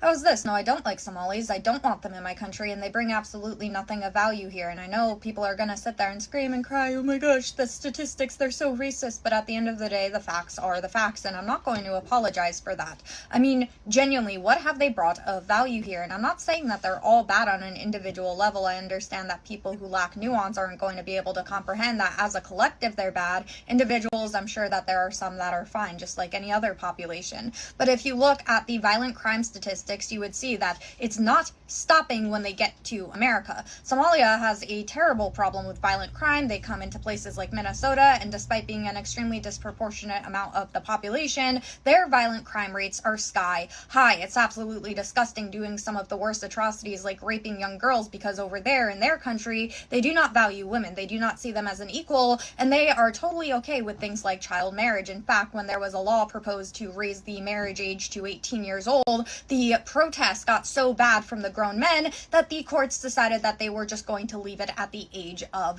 9. Is that what you want brought into your country? Is that what you want around your wives, your sisters, your daughters, just other human beings? Is that what you want to bring in? Are you hearing it? In their country, they were trying to raise the bar that marriage should only be legitimate from the age of 18. 18, no. And in the West, you know that marriage is not even raised to the point of 18. 18 is the age of adolescence when you will now begin to make your choices. At least from 18, you can now begin to choose your life and find how you will be, not even marriage. But in Somalia, they want to raise marriage to 18. They were protesting against it. They said, no, it has to be for 9 years old. Can you believe that? This kind of predators to be in the same country with you, that's what we are avoiding in the Biafra land. That's what we don't want in Biafra land. That's what Christians are against, and they are genociding them. Listen to her again when she said it. The courts decided that they were just going to leave it at the age of 9. Is that what you want brought into your country? Is that what you want around your wives, your sisters, your daughters, just other human beings? Is that what you want to bring into this country so that you could feel better about being a white warrior? I'm sorry, that's absolutely disgusting. We know that once they got into this country, were they grateful? Did they work harder to make it better? No. They scammed the welfare system out of millions while Tim Walz just sat back and allowed them to do so. That's absolutely abhorrent. We know that Somalia is one of the most dangerous countries for Christians going, so why would we bring them into a predominantly Christian country? Somalia is one of the worst places. Like now, Nigeria has become the worstest place now. Before Nigeria, Somalia was the worst place a Christian can go to.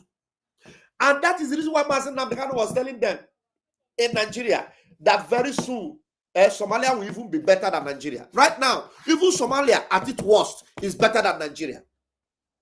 Somalia at its worst is already better than Nigeria. Somalia is a place where Christians are not free. Now Nigeria is becoming the worst. Now this lady is asking them, why will you, people that in their country, they don't want Christianity, they hate Christianity, why will you allow them to come in and freely come into America, a Christian nation? Why will you allow that? Please repeat it again, please. To make it better? No. They scammed the welfare system out of millions while Tim Walz just sat back and allowed them to do so. That's absolutely abhorrent. We know that Somalia is one of the most dangerous countries for Christians going, so why would we bring them into a predominantly Christian country where they're going to go around trying to propose their views, force their views down people's throats? Because in Islam, that's something that's seen as permissible to do. We know that they have a huge terrorism problem, so why would we invite that into our country? Just because a country is poor and struggling does not automatically mean that it's America's problem. I'm sorry, but they're poor and they're struggling because of who they are as people. So many other countries have been dealt a bad hand and they've been able to figure it out. Countries such as Somalia aren't able to because of the people living there. We do not need to import them to make our country worse. Sorry. We do not need to import them to make our country worse. Sorry. Thank you. Well spoken. Well spoken. Now, wait. Let me see. There's a video I did no longer see. Anyway, come and listen to this other one. This one, it actually pissed me off. These are people you brought into your country. You make them, to have a good life. You need to see what a Somalian terrorist was doing to Donald Trump's star. He was peeing on Donald Trump's star. This will make Donald J. Trump to appreciate his decision of coming to defend Christians in Nigeria and coming to defend Biafrans in Nigeria. Now watch and see why we don't need this kind of thing or this kind of people around us. Watch this video. Friends, a Somalian man just filmed himself pissing all over President Donald Trump's star in Hollywood. Somalia, no government, no safety, no police, no nothing, just anarchy. Are you kidding me? Friends, this is exactly the kind of person that President Donald Trump said are garbage people. They don't belong in our country. They don't want to assimilate. They want to take over. Them and their Sharia Islamic law can just get the hell out of our country. Them and their Sharia Islamic. The same thing in Nigeria. You see why it's important to see the similarities between these people and the ones we are dealing with in Nigeria. So those of you in America that were in opposition of what Donald Trump was trying to do in Nigeria, you can now appreciate it and know that we're going through the same pain with you. We are your allies. We are the same people like you. These people, they are callous. They are mean. So you understand it. When we talk, you now listen. When we tell you that Biafrans, we have been through this for years and decades. We have been through this for years and decades. So the same way you see them now disgusting. That's why when Donald Trump was saying that Nigeria is now a disgraced nation, Somalia was disgraced and disgusting. Nigeria is now the latest capital of disgrace and disgusting. I just want you to see this video again. See it again. It's heartbreaking. In a country that are giving them hope, shelter. Look at what they're doing. Friends, a Somalian man just filmed himself pissing all over President Donald Trump's star in Hollywood. Somalia, no government, no safety, no police, no nothing, just anarchy. Are you kidding me? Friends, this is exactly the kind of person that President Donald Trump said are garbage people. They don't belong in our country. They don't want to assimilate. They want to take over. Them and their Sharia Islamic law can just get the hell out of our country. Deport them all. Friends, a Somalian man. Thank you. Deport them all. Exactly. That's the way we are sending them out of Biafra land. Now see the one that is happening in Nigeria, and it will shock you. The man that is in 2006, the man that is in charge of custom, a Fulani terrorist man in charge of custom, opens the way, opens the spot, opens the port for container loads of armories, AK-47s and pump actions and grenades and guns and bombs to come in. That's the reason why you see Fulani herdsmen carrying AK-47 as if it's a toy. You know how much one AK-47 is cost? This is the man that is responsible, and that man is still free working in Nigeria. You see the reason why Nigeria must fall? You see the reason why Donald J. Trump is acting and must do that and make sure he does it very quickly? This is the Minister of Customs in Nigeria. Watch and see what is going on. Just listen. That's the man. And let me see. Let me be sure that this thing is not covering his face. So you see his face. That's his face up there. Watch. did you know Nigeria's top customs official was secretly arming the terrorists he publicly claimed to fight? In 2016, Hamid Ali stood before cameras at Lagos port, celebrating the seizure of illegal weapons bound for Boko Haram. What nobody knew was that he was running the largest arms trafficking operation in West Africa. As Comptroller General of Nigeria Customs Service, Ali had the perfect cover. He personally approved shipping manifests that listed AK-47 rifles as farming tools and explosives as fertilizer. Weapons arrived disguised as medical supplies and machinery parts, cleared through his ports without inspection. Over 4 years, he smuggled more than 10,000 weapons to terrorist groups across northern Nigeria. When captured, Boko Haram fighters revealed their weapons came from official customs facilities. Military intelligence launched a secret investigation. They discovered encrypted messages between Ali and terrorist leaders, payment records showing $50 million in bribes, and video footage of him inspecting weapon shipments. His operation directly armed the insurgency that killed thousands of Nigerian soldiers and innocent civilians. The man sworn to protect Nigeria's borders had become its greatest betrayer.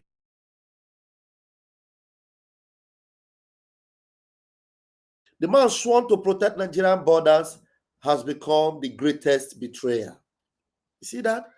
These are all of them. Now, recently, their names are being mentioned. Those names that are being mentioned now are the small ones. The main one, they have not mentioned the main one. And Donald J. Trump have their list. You know, one funny thing they don't know, with the 20 names that Sahara Reporter has just mentioned, those ones are just the Achikote one of the names. The list where they have the Sultan of Sokoto, where they have Malami, where they have El-Rufai, where they have Nuhiru Badu, that list, where they have Brutai, they need to bring that list. This one that they brought, Donald Trump is just laughing at them. The list, they brought some Bureau de Change people. Some Bureau de Change people they brought. No, it is not Bureau de Change people, mainly. The ones in government. Those ones are the people that are dealing with the money. Bureau de Change people. Okay? People that have 200 accounts, 100 accounts. Now, the next list must be the list where you have Sultan of Sokoto, Abu Bakr, Malami, and the rest of them. That is the main list, and that list must come out. Bastards everywhere. Dara. Look at this one. This one is a Somalian person. In America, come and hear the way he's talking. The same way Fulani people talk. You are in America. Come and hear what this one is saying. There's one particular video. That one, don't delete them. That video, I wanted it to be my main video today. But the idiot, probably he know that they will use that video to track him. He has deleted that video. But listen to this one. As he's bragging and threatening everybody. Listen to him. If you beef one Somali, you beef every Somali. If there's one thing about Somalis, they are going to ride out for their Somali brothers and sisters. They are going to crash out. They don't do one-on-ones. They're gonna jump you. Are you hearing it? That they fight for their brothers and sisters worldwide. The same thing Fulani is doing. Now, what are they being called out for? They're not being called out for doing good. They are being called out for their evil. Now they are telling you that if you beef them, then they are going to jump you. They are going to come after you. In America, they are threatening Americans inside America. I'm telling you, not be joke, inside America. You beef one Somali, you beef every Somali. If there's one thing about Somalis, they are going to ride out for their Somali brothers and sisters. They are going to crash out. They don't do one-on-ones. They're gonna jump you. Abdi's gonna go tell Rector, who's gonna go tell her brother Mo, who's gonna go tell Naima, and she's gonna tell her Upti. You are fucked. You are well and truly pissed if you get into beef with a Somali, because word will get out that you're beefing the Malis, and then it's up from there. Even if you think that Somali is miskeen, they just watch anime and play PlayStation. They have someone in their network that is a trapper. They have someone in their network. You see this one? You know what thing about them is that they don't have brain. They behave like cow. They don't have brain. They behave like cow. Now, he doesn't even know that they know. Donald Trump and the ICE team, they know that you have network. But he's already coming to admit to you on social media that they have network. Just like the Fulani terrorists in Nigeria. You see them on social media, on TikTok, doing live video with money, ransom money. You see how they behave like cow? Because already, when they promise them and tell them, you are in charge. Britain have given you this place. It belongs to you. So you see them on live video telling you, we cannot do us anything. We'll come and kidnap the president. We'll kidnap Tinubu. We'll kidnap this. Because they have already told them that nobody will come after you. The same thing this one is doing here. In America, he's doing a live video. He's recording it and posting it on TikTok, telling them that they have network. That you can, if you go after them, that they will come after you, that they have their network. Hear them. So tell me now, how will you allow these people to be in your society? He resembles Fulani. They are the same people. They are Fulani. They are the same people. Mommy said resemble Fulani. They are the same people. They are not different from them. They are the same people. The same God, the same spirit, the same demon, the same people. That's what they are. The same people. Look at this one. Threatening America, telling them that they have their own network. Because word will get out that you're beefing the Somalis. And then it's up from there. Even if you think that that Somali is miskin, they just watch anime and play PlayStation. They have someone in their network that is a trapper, that is on job. The Somali network is bigger than Google. It's even faster than Google. Are you hearing me? That the Somali network is bigger than Google, faster than Google. Hey, Chime. Inside America. Somali network is bigger than Google. It's even faster than Google. Next time you get into beef with a Somali, if you ever do, just let it slide. Because I promise you, you are going to have like 50,000 man on your... So he said, if you get into a beef with a Somalian person, that the Somalian person find you trouble, he say, make you just run. He's telling you, let it slide.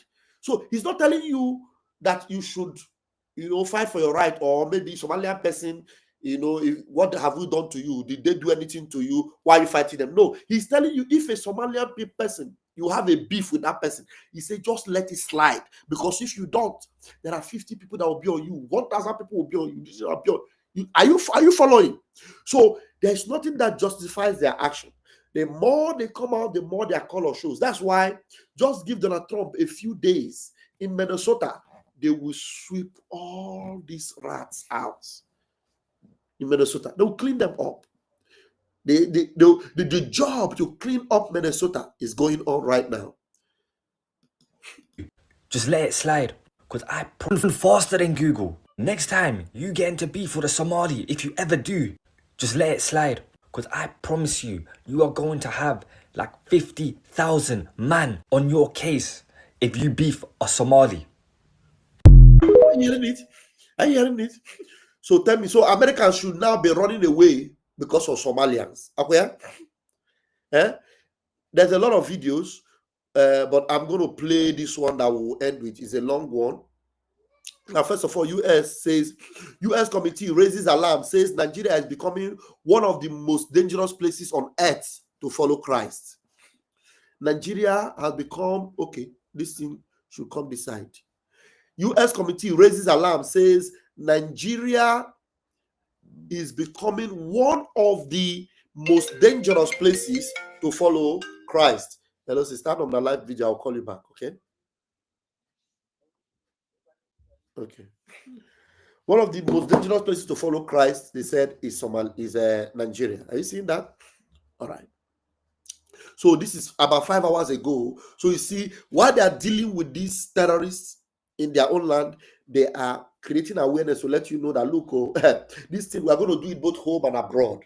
U.S. House Committee raises alarm, says Nigeria is becoming one of the most dangerous places on earth to follow Christ. Okay? Now, here is a video. Let me see here this video. They say, breaking news, Minnesota Somali fraud may reach 8 billion, not just 1 billion, as first reported. Apart from all these things they're doing, they're even committing fraud inside of fraud. Somalis, they are committing fraud. Their fraud have gone up to 8 billion. 8 billion. Not even 1 billion as it was, they were suspected. 8 billion. Now, let's listen to this before I go and play the longer video. Fraud investigators are finding in Minnesota is growing by the day. Kelly Loeffler, who leads the Small Business Administration, says in the 2 days her agency has been investigating the state, they've uncovered at least $1 million in PPP fraud just 2 days in. Several of the whistleblowers in Minnesota have also told lawmakers they believe the total amount of fraud could total up to more than $8 billion. Governor Tim Walz, who is up for re-election, is under fire for all of this happening under his watch, but he says they have paused these programs. They've brought in outside auditors to get an idea of how far-reaching this fraud was. They're taking steps to keep it from happening again, and he's defending his management of the state while also taking shots at Republicans and the president. And in spite of the headwinds we're up against, Minnesota ranks economically, economic growth, happiness, number of people insured, education levels, near the very top. So I'll tell you what, I have no interest in having this state look like Oklahoma or Mississippi. And if folks are going to commit crimes here, thinking because our generous spirit and our programs that we have is going to give them some kind of cover, they are sadly mistaken. Yeah, Minnesota is also now home to the single largest pandemic fraud scheme in the country. And Republicans argue that Walz and other Democrats opened the door to this. Are you seeing that? All right. The one that will now keep you dumbfounded is this almost half an hour that you need to sit down, pop your, popcorn and listen for the next half an hour, where this House committee man or this parliamentarian in the USA is actually nipping it to the board and telling them that, look, this is no longer, it's not going to be Father Christmas story anymore. This, we must deal with it. And then dealing with it, they will. Now let's listen to this. Very, very important. Just listen to this. And then if there's anybody that wants to call, you can call him. If there's anybody that wants to join me, the link is there. And then, oh no. The American people are the most generous people in the entire world. In our country, when you are hungry, we feed you. When you are homeless, we house you. When you're too poor to be sick, we'll pay for your doctor. We spend trillions of dollars a year helping our friends and neighbors who are less fortunate than we are. And that's rare in this world. I've been all over our wonderful world. You have too, Mr. President. And in many countries, if you get down on your luck, they'll let you die in a ditch. But not in America. Not in America. We take care of our fellow citizens. But it's expensive. We spend trillions of dollars a year to do this. And that money that we spend didn't just fall from heaven. We thank heaven for it, but it came out of taxpayers' pockets. And we shouldn't lose sight of that fact, Mr. President. Now, that's why I get so irritated. Irritated is the wrong word. Angry. When I find out that people take advantage of the American people's generosity. It makes me want to knee someone in the groin.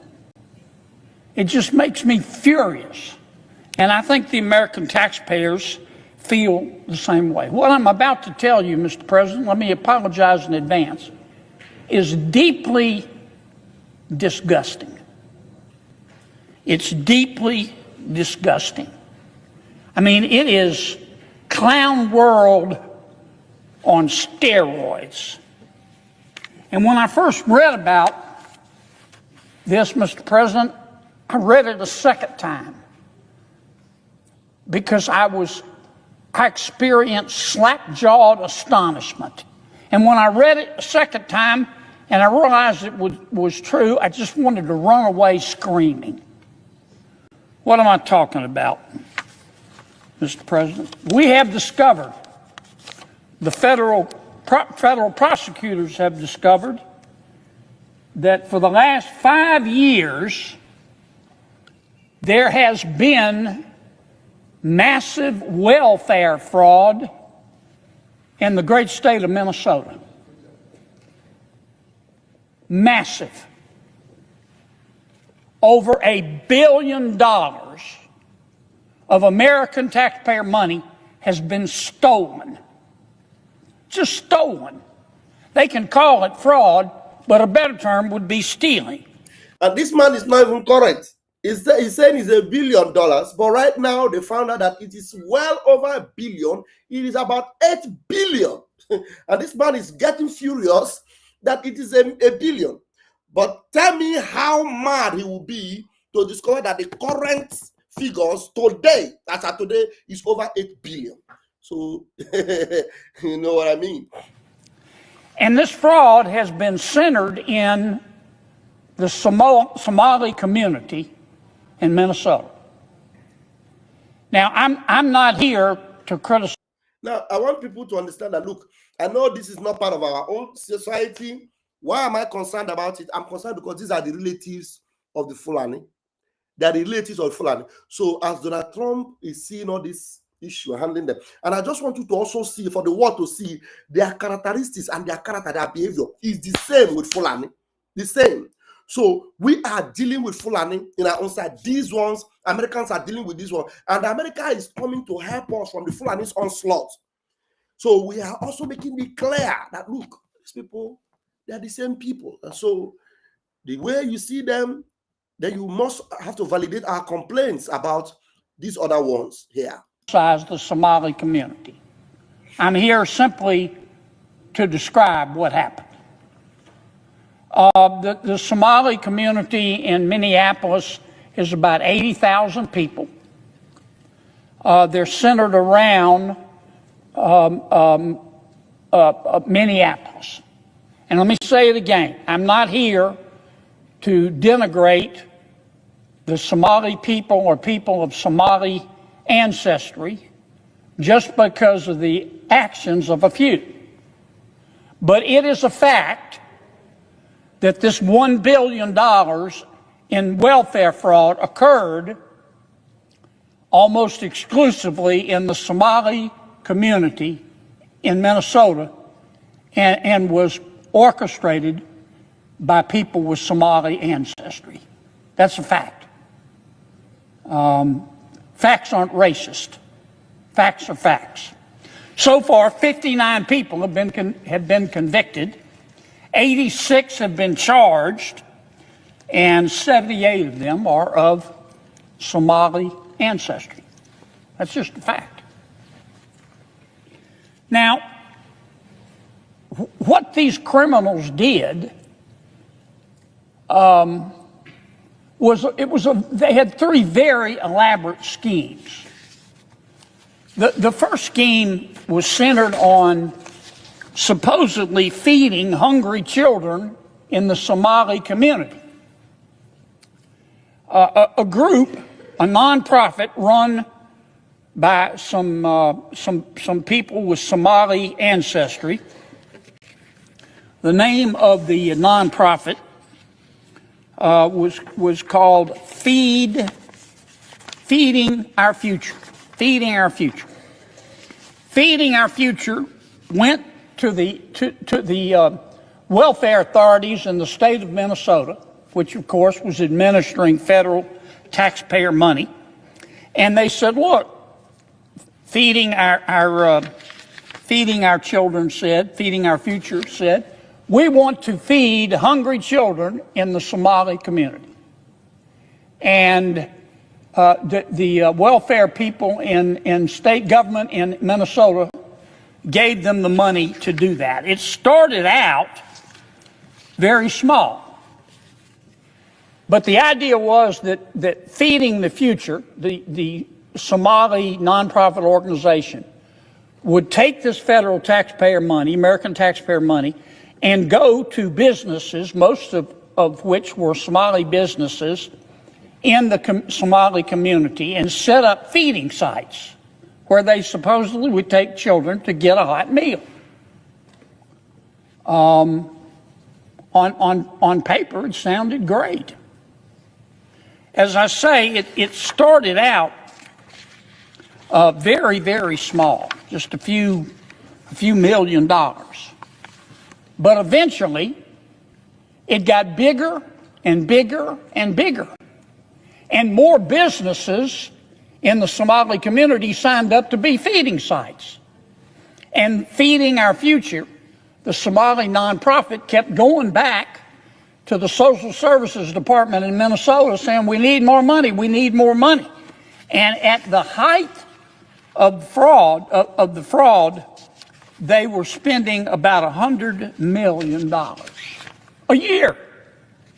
Not over the lifetime of the program, $100 million a year. There's just one problem. There were no hungry children. There were hungry children. They just weren't getting any of the money. And the businesses, many of which were Somali owned, which were getting some money to feed the children from Feeding Our Future, the nonprofit that was quarterbacking this whole thing, they weren't giving any of the money to hungry children. They were spending it.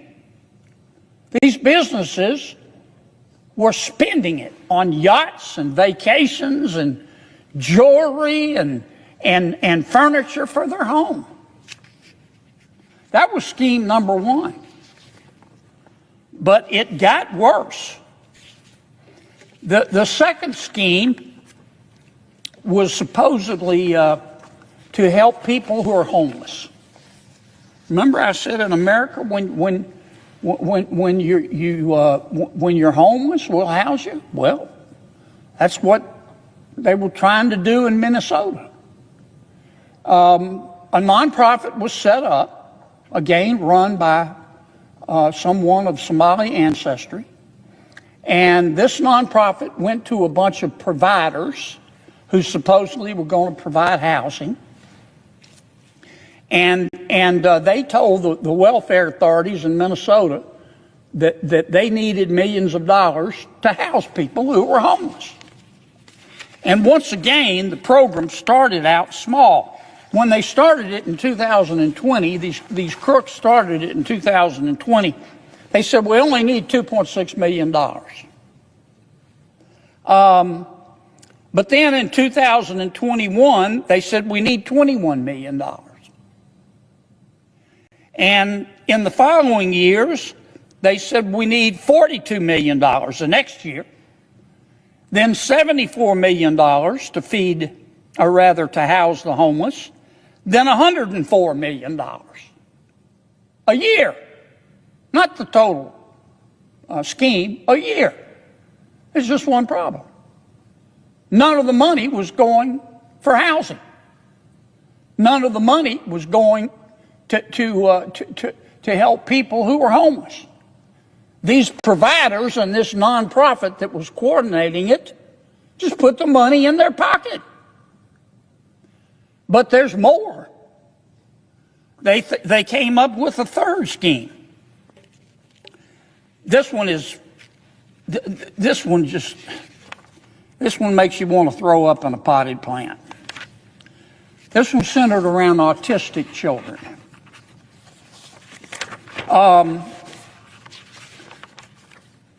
Once again, in this third program, a group of providers, supposedly medical providers, got together and they went to the welfare authorities in Minnesota and said, we need money to help autistic children. You say, well, that's a wonderful thing to do. And then these providers, once the welfare department at the state government in Minnesota gave them the okay, they went out and started recruiting autistic children. You say, well, okay, we have to get the word out somehow. But they couldn't find very many autistic children. So they started going to parents in the Somali community and saying, can we call your child autistic? Can we certify that your child is autistic? If you'll let us do that, we'll pay you a bribe. Anywhere from $400 to $1,500 a child. Now, once again, the program, it didn't start big. These were sophisticated crooks. And its leader was a woman by the name of Asha Farban Hassan. She was also in, by the way, on the feeding of the children scam as well.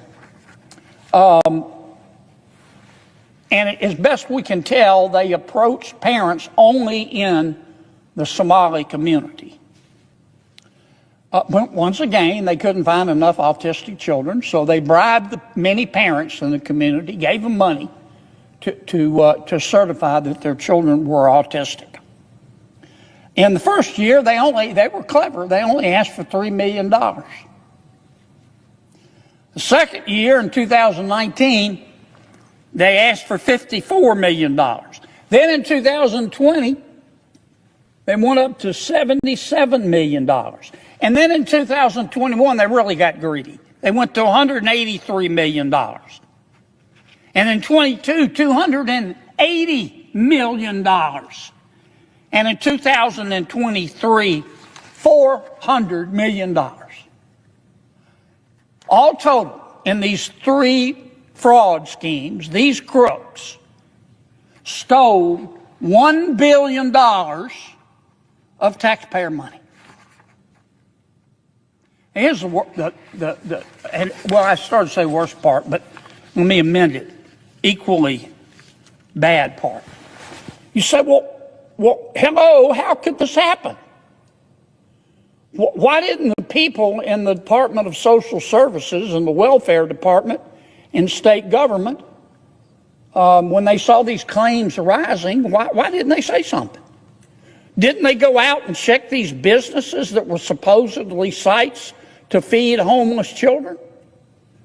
Didn't they go talk to some of the children and their parents to see if some of the children really were autistic?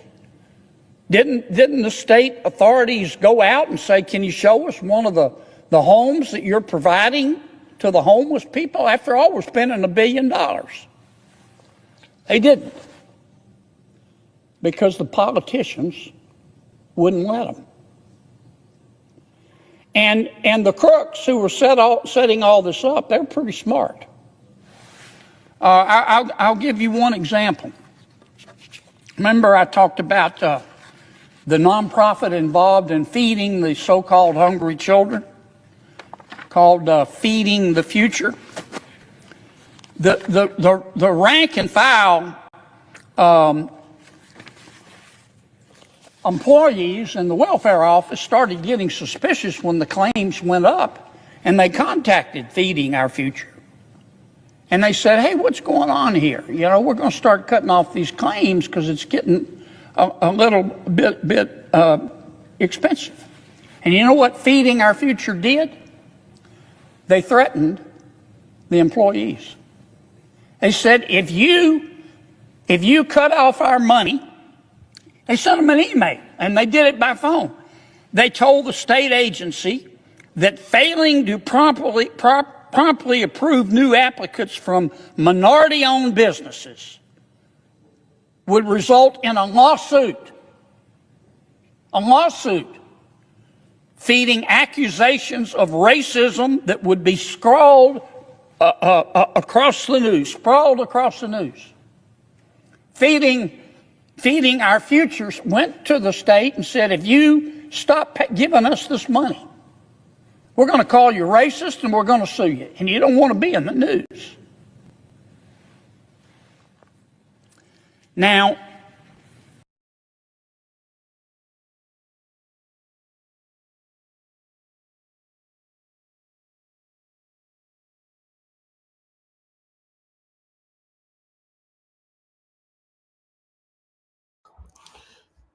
I've double clicked on the screen anyway.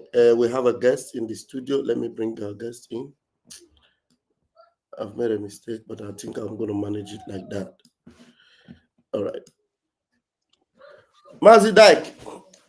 Yeah, been a long time, my brother, because the work we do in Europe, we are slave masters. Maybe smart, you know. We are working hard control Makadisi. Every time I come microphone nanti. So just the other. innovation system that nobody must put anything to the phone must be banned from the system. Okay. So because you came before 5 months, when you never sort of great, I cannot do anything. But today I don't know. See, I can join Yamaka. Can say can kill Maka. The only line Maka thing is Maka kemgbe anyị siri bata were nwụọ nsogbu niile anyị nwere ya. Ọ dịghị izi ma ndị ekele Chineke position of it. Ịhapụ asịrị first ya what we are doing. Yeah. Maka mgbe anyị batara from Finland ha jiri asịrị bịa asịrị gbaka ute ala akọ data asịrị kọgide kọ asịrị a 3 months ile anyị na-eme anyị kesi ya ma ekele Chineke ọnwụ understanding yeah ya dola and ịgbara mbọ ịla agba Chukwu oke abịa maka kwụ ụgwọ. Whatever we do is we try to do our best because what we have is good and bad. Chineke chọrọ ka ime the right thing. And who pays is God. You do good, do for himself. You don't do for nobody. All the whole job you are doing today, onye ga-eru ya nwa gị nwoke by mgbe gara akọ story of his father, what the father did for Biafra to come. Ola doga, mgbe ọ na-post. Ma ọ maghị how come everything to be achieved. But ekele Chineke, ọ bụghị by power, it's only by grace. Yes. And anybody Chineke nyere the grace. Let him not misuse it. Yeah. But Lord, over a shameful thing, like our brothers and sisters, although I blame them, I don't blame them because I have Biafra. Anybody will read Biafra blood. I got totally more. I got make case to me. We never misbehave as a Biafra. But literally after the war, we are mixed up with the Fulani soldiers. They intimidate. But no more. Do know how to watch him. I got the more Ajala. We mix everybody up. I am one of the double Igbo. Man, like a member, and the Carlos standard. Yes. Stick. Maka Nnamdi Carlos na when Biafra come, I get met DNA. I am under Biafra. I'm under Biafra. Honestly, most of them are under Biafra. Most of them are under Biafra. My brother, I believe one for Igbo. Every one for Nagebo Crack, Nega Rumbaff, Mbeke. I don't think League misbehave. As your Igbo. Ma ọ bụrụ mere tu nne gị si nọ Lagos mgbe nna gị kpọrọ jee Lagos nne gị atụrụ ime na Lagos mebi ọ bụ nna gị tụwara ime ma nna gị na-alụ nwaanyị ọbụla ji lụrụ di nwa ọbụla ọ mụrụ bụ ndadatụ nwoke ma ọ bụ mmadụ tụwara ime abụghị onye abụghị tụwara ime ọ bụ ndadatụ nwoke. So many of them but time ikwu okwu erughị mgbe anyị ga-adị proud bụ when we achieve what we are looking for. That is when we will be proud because all these people they make noise. I don't want to take any position. I don't want to book a Biafra there. Can I help all my people with the knowledge I acquired here? Because it make them one now. The whole Timber West. Himself. They cannot get the knowledge. Because I'm here, I'm not there. No meaning to me. How can you fight for Biafra to come? And I think I'm but I can't kill any. Maka, I have been a long time. You are doing a great job and they go in the right direction where we're supposed to go. No need of talking to all these fools that will delay you on what you're doing. You focus on giving us an update on what is going on around the world to make us to awake, to face where we are going. We are entering Biafra. Yes. Only our target is to enter Biafra. Finish. So anybody like that story all because my aim is to enter Biafra with the identity of Biafra. Last time I have a plan here. Alamabiala, Alamala de la Biafra land. Hey, okay, Lagba. Before Alama land, then all. I get no longer stand up on a venture for me. Oh, what all Italian deserve. I don't want any other thing. Yes. So, but to know about the Kia for you out there. I'm for you back and I make it came 1960 till today. I'm for you up. On your black talk, you know, on your black talk, you go less us. All those things is by lie. You need to live in civilized world where things are arranged. A child of 18 years will take that Lexus, new one, of it to Kumba. Brand new. But never go to Kumba Lexus on your child for 25 years. We drop or no Facebook, they post. They have this, you have this, you have this. That is foolish people. Other can the colleges and Igbo. I am what is wrong with these people. The mentality hard, very low. Very low. Like how the keep understand. Love like what Biafra tomorrow. We can run our own vehicles, our own technology, our own innovation. Our children will go to the workshop and take new cars. As it is here. As it is here. When you are at school, immediately you graduate 18 years. And then appointment, you want to learn. Immediately you learn, you just bring new car. You can have 300 or 500 every month. It doesn't bother you. If only there 1 year, new one put up, if you are cars, brew the new latest one. It will call the telephone. iPhone 16. I can't have 1 year. I use one 16. It made it 17 putter. They go to the back of the shop. They change it. Only what they do is to put more ambient for you to pay more. Yes. You continue using the iPhone 17. But why our people are behaving up to normal? You see your savior. You don't want to acknowledge your savior. Nnamdi Kanu is savior. Yes. Nnamdi Kanu is more than Jesus Christ to me. Because I did not know who is Jesus Christ. I'm not the man of Onye but Jesus, of Nnamdi Kanu of ancestor, live ancestor. We see. We're supposed to worship our ancestors. That's what I'm doing now. I don't go to anything culture. I don't listen to those bastards. Now I worship my ancestors, my forefathers. Give the lineage every year. And I imagine okummo let by nyahani. Nye okummo de bemni. Kelende again. Kelende shake kelo I have the blood into Wazendo. I have the foundation. I have the foundation. But whenever it happens in their lineage, happens their foundation, like Jesus, you have what to do. To start to do what is not on your life. You are from Olu. Nagesi Olu. Nagesi Jerusalem. Can Nagesi Rome. You must reason. You must think of Olu. You must think of your community. If you want a good life. Because all of them, all the boys of them malola. That's true. You might just jump poor because some fools not here. I don't have not talk of doing how am I pride? How to go Europe? Are you mad?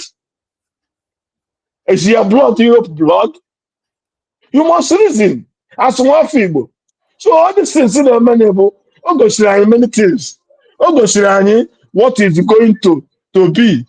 Because now the cows of Biafra will be the last miracle. Okay, magic. And when that magic happen, we must not settle for nothing. We must not give any room for any leakage. We must build Biafra with standard, with knowledge, with scientific formula, with every system. Look at this young boy in Burkina Faso. Do you know what he did? He created his own technology. Sankara, what they call Sankara core. With Pakistan.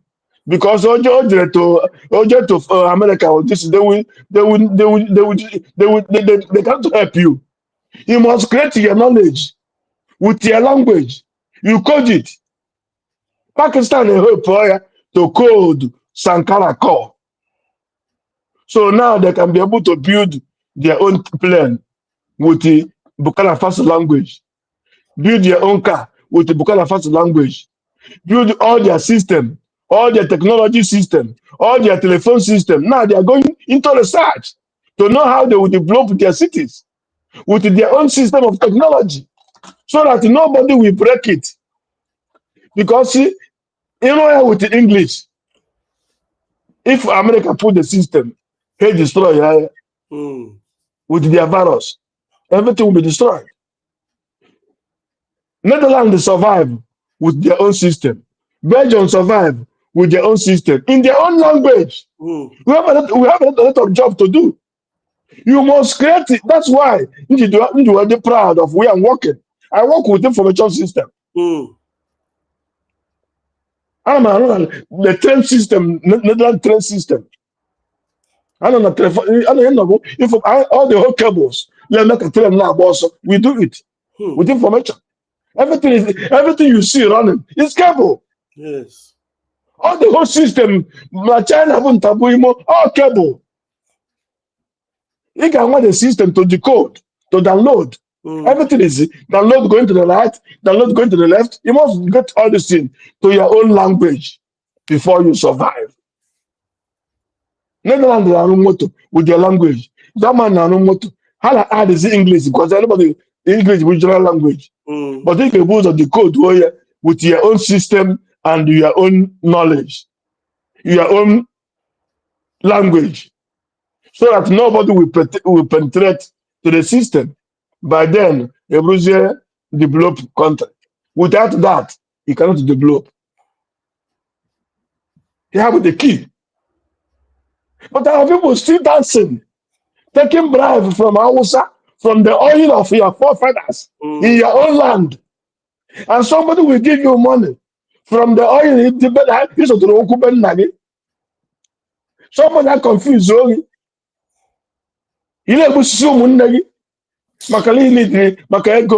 It's very sometimes I become crazy and mad of what I'm seeing.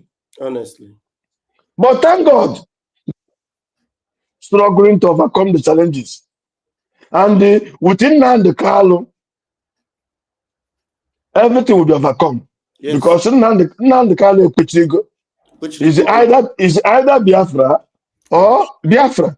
So whether they like it or not, because they have tried all the whole system. How will they go to the caliphate? Man, the Carlo will destroy the caliphate. Yes. Thank God. Nandi Kalu is Sokoto, the land of caliphate. Nandi Kalu, the spirit of Nandi Kalu, will destroy the caliphate. Sure. And that caliphate will fall. And if the caliphate fall, Biafra come. You see? So, my brother, let anybody know checking. I just can because it has been a long time. I cannot even enter your program. I cannot even the other telephone they use you for. You can't put the new telephone. Say today, say okay, thank God. So I think can continue learning information of what is going around the world. Happen that's not have independent media. Independent media, like Biafra, you know, independent media. Oh, but Biafra, they don't work with independent media. Some people, they foolish. How will we take him back out? You know, one independent media, a place you get water. Oh, be water the country. And when I say media, independent media. Now we are fighting to survive. We are struggling. Everybody should join hand for us to enter Biafra. When we enter Biafra, independent media have license. That's not have independent. Yeah. So, but then you don't understand the system. How many the system understand? But somebody is put also they have independent media. You'll have independent media when the country you are fighting for is not, you have to yet achieve that very position. But I achieve. All these end communications. All these communication. And they are independent for them to run their business. But now we are under struggle to enter Biafra. So please, on this year program, you will tell people that is to enter Divine Project, 100 men.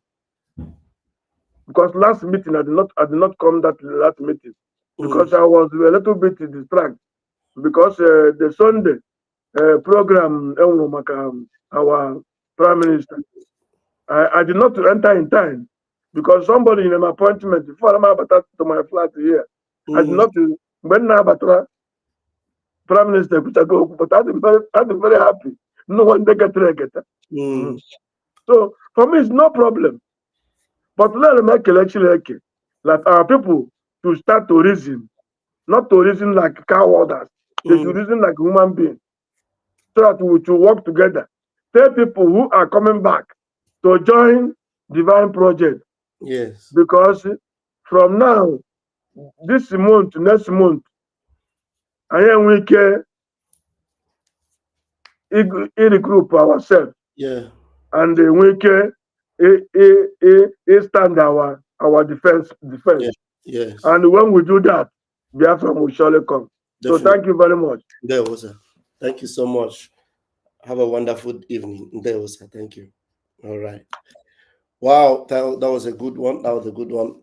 And then as it took us off from that video, we are just going to play a few of the videos that I just, came up with to sum up what the man earlier was saying. And what our brother just said now is very important. 100 men, very, very important. The Divine Project is still on. I would say 100 men doesn't mean that we don't have up to 100 men. It means that the men that should make themselves available to do the needful, we refer to them as the 100 men. So don't mind some of these, like he mentioned, independent fools. I'll be telling you 100 men, I hear 30, hear 40, hear this. Depends on you. What you want to listen to, you listen to. That is your business. What we're telling you is for your freedom. If you are still available to join this team, please call me on the number that you are seeing on the ground. They call me. When you call me, and then we will have your number on which you are on Telegram and add you to that 100 men. Thank you very much. So let me show you another. There's this video that they just shared now on Radio Genoa, where the monarch of England is, hey God, these people are just evil. The monarchy of England, Prince Charles, is even saluting the Muslim. You know, they are working for him. As the Quran, and he will appreciate them. He's even quoting the Quran to appreciate them. This is the Prince of England. These people are just evil. This man is an embodiment of Lucifer. These are Luciferians. Luciferians, I'm telling you. Very, very evil. Listen to him. Very evil. As the Quran says, God does not burden any soul with more than it can bear. We hope that you have a... As the Quran says, God does not burden any soul with more than it can bear. We hope that you have a blessed and fulfilling Ramadan. Peace be upon you all. Ramadan Mubarak. As Muslims across the United Kingdom and the Commonwealth observe the beginning of the holiest of months in the Islamic calendar, the month of Ramadan, I just wanted to convey my heartfelt best wishes to you all and to tell you just how much my wife and I are thinking of you at this special time of year. As this would have been a joyous time. Mosques would be filling with life, Muslim families would be coming together to share food and prayers, and many of them would be inviting their neighbours and friends of all faiths and none to join them. My wife and I can only offer you all our kindest and most special wishes and stress just how greatly the contribution of Muslims to the life of the United Kingdom is appreciated and valued, embodying the Ramadan spirit of charity and selflessness. As the Quran says, God does not burden any soul with more than it can bear. We hope that you have a blessed and fulfilling Ramadan. Peace be upon you all. Ramadan. Are you hearing me? Show me a video where this man is appreciating Christians and Christianity and doing a lot to show love and care for Christians. You will not see it. You will not see it. Where he is so concerned and passionate about Christians and Christianity. These are the people that brought Christianity to Nigeria, to Africa. Show me where he's making such kind of, warm message, especially this season, for Christians. You won't see it. You won't see it. That's all I have to say about that. That's the reason why you see that God is punishing them now. Okay? And then and here in Europe, they're trying to gather momentum. This the lady that was at the center of the controversy and the issue happening in Minnesota. I want you to hear how she's being busted. Omar, it's over. Did you say that, Ms. Omar? Senator, as I've explained, that translation is, I'm not asking about the translation, ma'am. I'm asking about what you said. Did you tell a room full of Somalis that you're in Congress to protect Somalia's interests from inside the U.S. system? Omar hesitated, her usual quick responses faltering under the weight of her own recorded words. I was expressing support for U.S. policy. No, ma'am. You said you were there to protect Somalia's interests, not American interests, not your constituents' interests. She is in the House of Rep to protect the interests of Somalia, not even the interests of the American that she's representing, the Americans she's representing in the House of Rep. She says she is there to protect the interests of Somalia, not the interests of the Americans, not the interests of the Americans that voted her. Even if there are Somalians that voted her, they voted her because she is going to represent the interests of the Americans there. If there are Somalians that became Americans, they are now American. You are not going to be representing the interests of the land of Somalia. You are representing the interests of the Americans that voted you. But she is representing the interests of Somalia, not the interests of Americans. Responses faltering under the weight of her own recorded words. I was expressing support for U.S. policy. No, ma'am. You said you were there to protect Somalia's interests, not American interests, not your constituents' interests, Somalia's interests. Kennedy played more of the video. Omar's voice continued in Somali, the subtitles translating her words with devastating clarity. The U.S. government will do what we tell the U.S. government to do. We as Somalis should have that confidence in ourselves. We live in this country. We pay taxes in this country. It's a country where one of your own sits in Congress. Kennedy stopped the video again. One of your own. You were talking about yourself, and you were identifying yourself as Somali, not American. Is that correct? But Kennedy wasn't done revealing the depth of her betrayal. I am both Somali and American, but which comes first?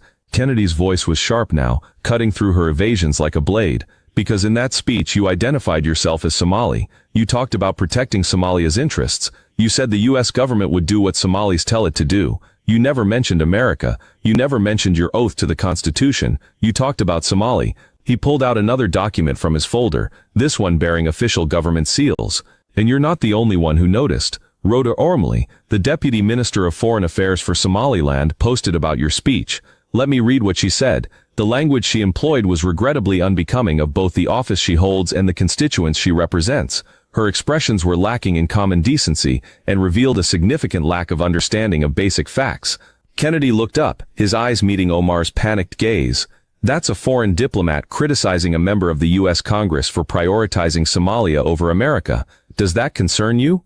The room was electric with tension. Reporters scribbled frantically, sensing they were witnessing a political earthquake in real time. Comment below if you've ever wondered where a politician's true loyalties lie. Kennedy walked around to the front of the table, abandoning the formal distance of senatorial decorum. His movement was calculated, predatory, like a prosecutor closing in for the kill. Miss Omar, when you became an American citizen, you took an oath. You swore to renounce and abjure all allegiance and fidelity to any foreign prince, potentate, state, or sovereignty. Do you remember taking that oath? Yes. And when you were sworn into Congress, you took another oath. You swore to support and defend the Constitution of the United States, not Somalia, not Islam, the United States. Do you remember that oath? Yes. Kennedy's voice rose slightly, the folksy charm evaporating to reveal the constitutional scholar beneath. Then explain to me how giving a speech in Somali to a Somali audience, promising to protect Somalia's interests from inside the U.S. system, is consistent with those oaths. Omar opened her mouth to respond, but Kennedy pressed forward. Are you seeing it? So that's the same way the Anyash is opening in America, the same way the Anyash is opening in Nigeria. And the one of interest to me in Europe is that the way these people are trying to take over the whole of Europe and then turn us here in Europe while we are still fighting for our freedom. Now there is a plan now, and even Elon Musk is calling for it, and Donald Trump is also supporting that. You know, Elon Musk is now calling. Elon Musk is now calling for the abolition. Elon Musk is now calling for the abolition of EU. The EU should be abolished and sovereignty to return to individual countries so that governments can better represent their people. All this issue about European Union, Nazi, NATO, and all these kind of things, the EU should be abolished and the sovereignty should return to individual countries so that the governments can better represent their people. Yes, Elon Musk admitted that. Yes, I mean it. I am not kidding. I mean it, not kidding. So let's hear what Donald Trump said about this. Over the world. Let's hear what Donald Trump said about this, because they are trying to persecute and punish some European countries that are not supporting this Islamic invasion. People like Poland and Hungary, they are trying to, punish them in EU. So if EU will begin to, be soft to this Islamic invasion, it is better they dissolve this EU thing so that every country will represent their people. And I love what the Italian Prime Minister is doing. Giorgia Meloni. She's my lady. She's a wonderful lady, and I support her 100%.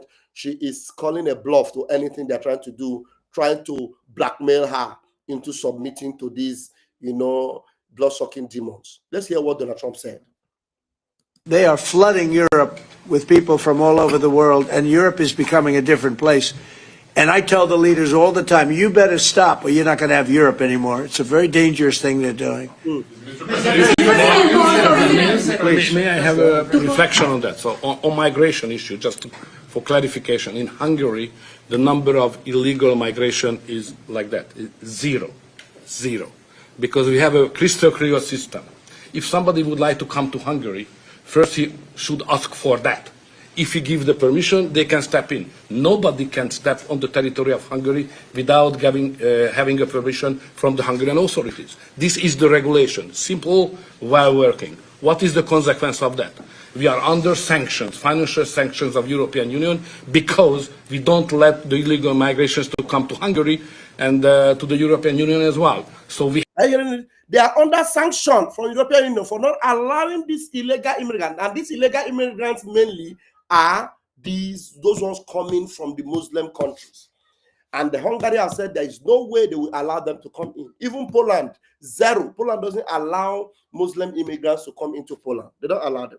The same thing with Hungary. Now they are giving them sanctions. Sanctions, financial sanctions of European Union, because we don't let the illegal migrations to come to Hungary and to the European Union as well. So we have to pay, just to inform you, we have to pay every day 1 million euro as a punishment to the Brazilian budget because they stopped the migrants. This is the absurd world we are living now in Europe. Are you hearing that? So, and then Donald Trump is backing Hungary and is going to defend them in that matter. Okay, he's going to defend them in that matter. I think that's about it from me, except if there's anyone in my studio. And this latest news I'm even seeing from Imo State is heartbreaking. It's wrenching, where they are harvesting organs, and they just found a place where they are harvesting human organs. And this thing is happening under the watch of Hope Uzodinma. Hope Uzodinma, they are harvesting organs. And there is a place they are using to do this thing. They call it Tiger Base. And after this Tiger Base was busted, they now busted this hospital where they are actually doing this act fully in Imo State. I want to hear what this guy is saying. This young man is saying, busting this Tiger Base. And this is where Hope Uzodinma is using to unalive young Biafrans, and they harvest their organs. Before this hospital was exposed, hear what this young man is saying here. Commander, anti-kidnapping unit known as Tiger Base. Because in the normal Imo State, you people should ask this man, this commander, why are they harvesting organs in that Tiger Base? Why are they buying people in Tiger Base, innocent people? They will collect money and they will free the guilty, the ones who are supposed to pay for their crime. They will free them and buy innocent people in that Tiger Base. Tiger Base in Imo State have become an abattoir, a safe haven for criminals. People who are criminals, that is people they recruit in that police unit, who have been buying people, selling organs, traumatizing people, disfiguring people for life. This is what is going on currently in Imo State. Let them ask this man. Let there be investigation. Let there be independent investigation. As external, complete external body, let them investigate this unit. This Tiger Base in Imo State, in the normal Imo State, they know what I'm talking about. The people from Imo State, the indigenous of Imo State can attest to what I'm saying. A safe haven for organ harvesters.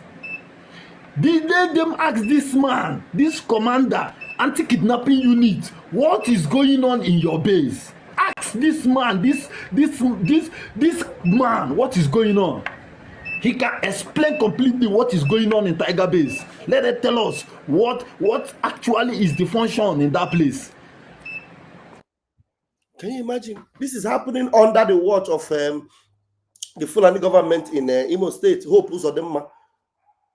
The Fulani government in Imo State are using Hope Uzodinma to harvest organs in Biafra land. And they were busted. The hospital, let me check it. Let me be sure that there are no images there that will give us a community guideline. Let me quickly just run through that video, and before I'll play it for you now, because the hospital was busted. Let me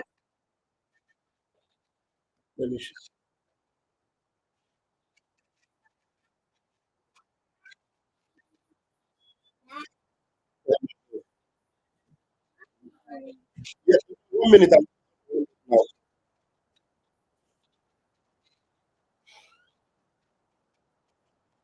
Okay, hold on. I'm going to show you the video now. There is no gory image there. It's just an interview. The people that witnessed it, they're even wearing masks. They said the bodies they saw there were unbelievable. They, decomposing bodies. These are happening. These things have been happening. This is a mortuary there in Imo State. They went there, and what they saw there is unbelievable. They are harvesting them. And this, they said that those places, there is no evidence to show that those bodies there, they kept them as mortuary, in mortuary. No, these are bodies that were harvested in Imo State. In Imo State. It's terrible. This is the reason why when we talk about Biafra, they are fighting against us. They don't want Biafra. They don't want Biafra. They don't want us to be free. Because when we have a system that works normally like the systems working in the West, in America, in Europe, everything will be under control. But these things have been happening under this APC government from number 4 to number 1.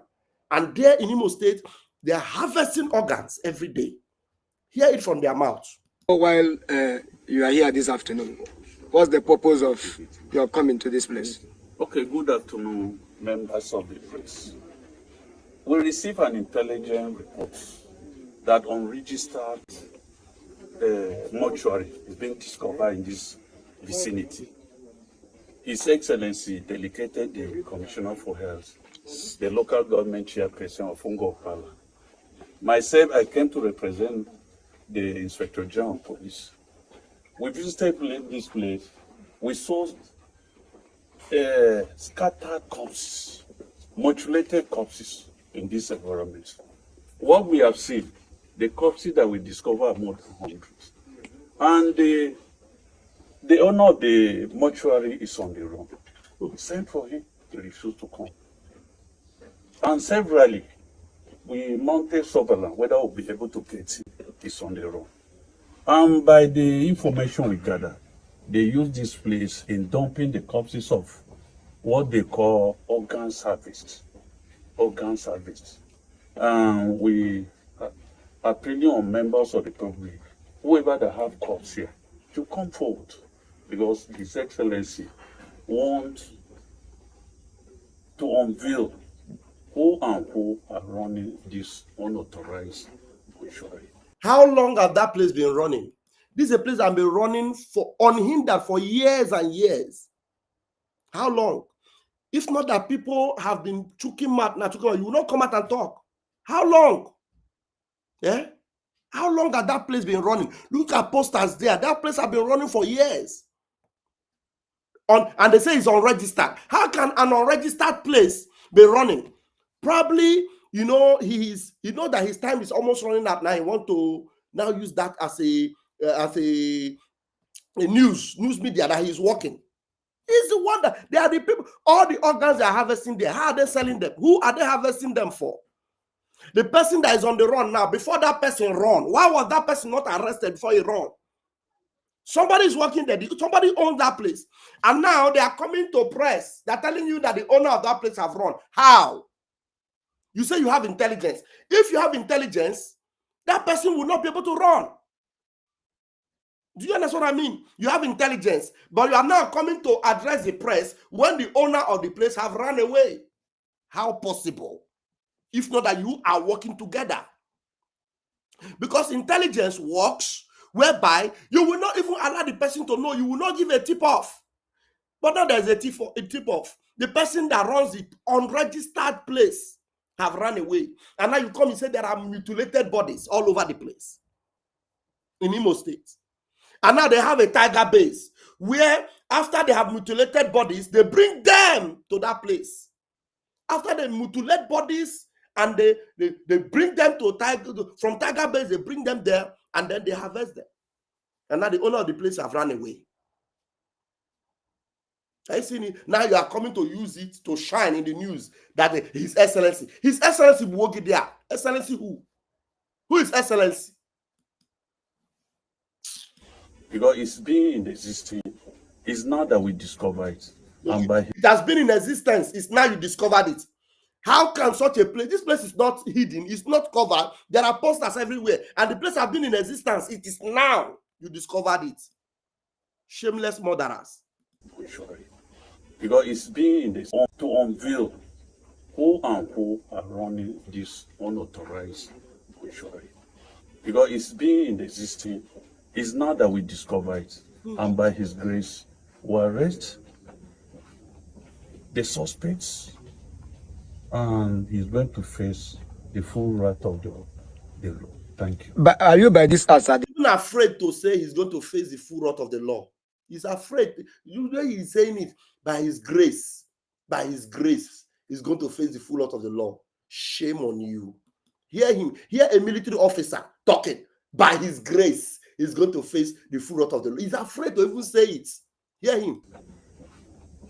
The suspects, and he's going to face the full wrath of the law. Thank you. But are you by this answer declaring him wanted? We have already declared him wanted. He's on the road. We do not see anything here. And this health hazard. And by His grace, the Commissioner of Health is here. The pathologist is here. We may soon make a mass burial. Okay. Because it's constituting health hazard of this village. So why you do that? Are you going to seal up this environment? I think the Excellency want to even destroy the whole facility after obtaining legal order. Okay, let's speak to the Commissioner for Health. Local Commissioner for Health. Look at Ndi Tozo now with Hope Uzodinma. Umwanwafia now with Hope Uzodinma. Commissioner for Health. Umwanwafia now with Hope Uzodinma. Legal order. Okay, let's speak to the commissioner for health. Good afternoon, members of the press. We came here today, and I'm here. My name is Dr. Chioma Egu, the Commissioner for Health, Imo State, and I'm here on the instance of His Excellency, the Executive Governor of Imo State, to come and inspect the facility that the police have reported, to be of suspicious activities, said to be a mortuary. We have checked our records and we've not seen this place registered or any up-to-date registration of this facility in Ministry of Health. So we've come here to inspect and we found a lot of hundreds of dead bodies, decomposed, not taken care of. There's nothing to show that this place is a mortuary. There's nothing happening here or nothing to show that the place is a mortuary. So the place is not a mortuary. It has been a syndicate operation between Hope Uzodinma and his cronies. Now you are coming out because maybe things didn't work out well. They are harvesting organs there. Nothing to show that that place is a mortuary. Nothing to show. Look at you. Look at you people. Shameless people. Decomposed, not taken care of. There's nothing to show that this place is a mortuary. There's nothing happening here, or even if you look at the corpses, there's nothing to show that there's any way they were trying to preserve them. You guys seen that? Oh my God. Oh my God. Chai. Arumega. I don't think there's any other thing to show you guys. I don't think there's any other thing. We're going to call it a day, brethren. Let me go have my lunch. If there's any other update, I'll bring it up for you. This is just heartless. These are just heartless people. Just heartless people. Let me see your comments. No, let me see your comments. Yes, Uchen said, I don't know which country hopeless Uzo danger Uzo Ndioshi will run to when he steps down soon. Again, he says, these people are all complicit in the evil that's going on in Imo State. All of them are complicit. All of them. That's the reason why they are fighting against Biafra. That's the reason why they don't want Mazi Nnamdi Kanu to be released. Because if Mazi Nnamdi Kanu is out in Biafra land, this kind of facility will not exist. Never. Because whiter than snow, divine judgment and justice will always prevail in Igbo land, in Biafra land. This kind of nonsense will not be happening. All this while, is it not Hope Uzodinma that have been running a Tiger base? Now that Tiger base is being exposed, it's now that all these things are coming out. Yeah.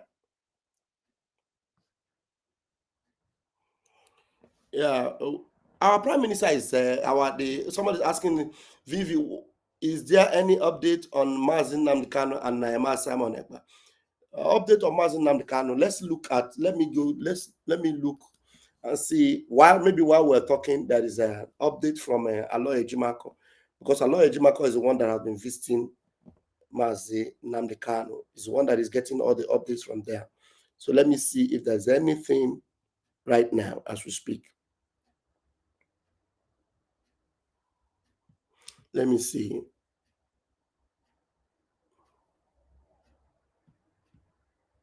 Yeah. To the end, the terror ravaging northern Nigeria do this, Christy Salarios. Okay.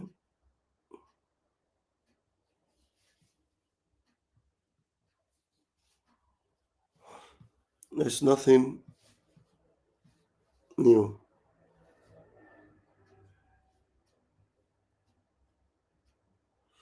Nothing new. If there's anything new for Mazi Nnamdi Kanu's case, I will come back live before the end of the day. If there's anything new. Okay? Thank you for joining me, Uchenwa. Thank you. If there's anything new, you will get it. Of course, be following me on Twitter if you are not yet, so that you will get all the updates as they come. Thank you very much, Biafrans. I love you all. I'll see you later with more updates. Day one.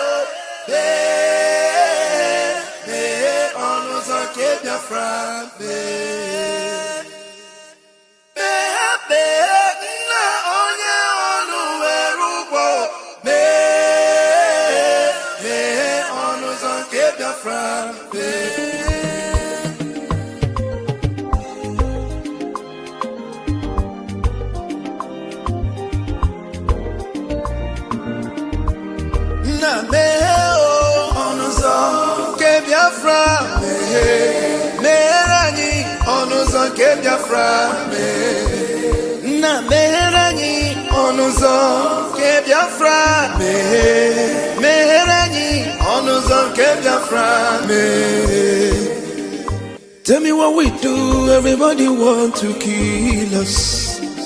They want to take what belongs to us. Try. We they love our neighbors, so we they love ourselves too. So it is written in the holy book. Try.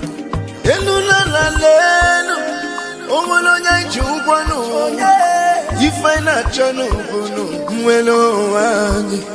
na meranyi biko kodo onyolu welo mono aya na meranyi no onyolu welo mono onyo chai chukwu kikele anyị na bogi bia nyela the time is now. We want to go. Remember your promises. Oh, na me oh, onuzo ke Biafra me rani onuzo ke Biafra na me rani onuzo ke Biafra me rani onuzo ke Biafra Ndi Roma anyị gburugburu anachi wepụ ndụ anyị n'ike shaka oh they are holding our lead Mazinambika now is Prime Minister Simon we shall rise and defend our land the land of rising sun is our hope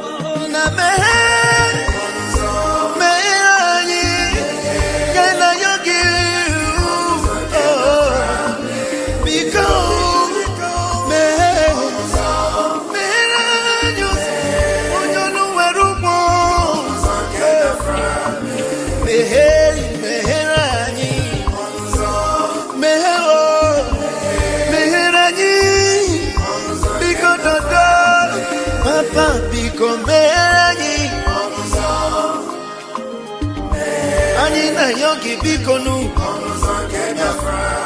sitende muziki kame iwele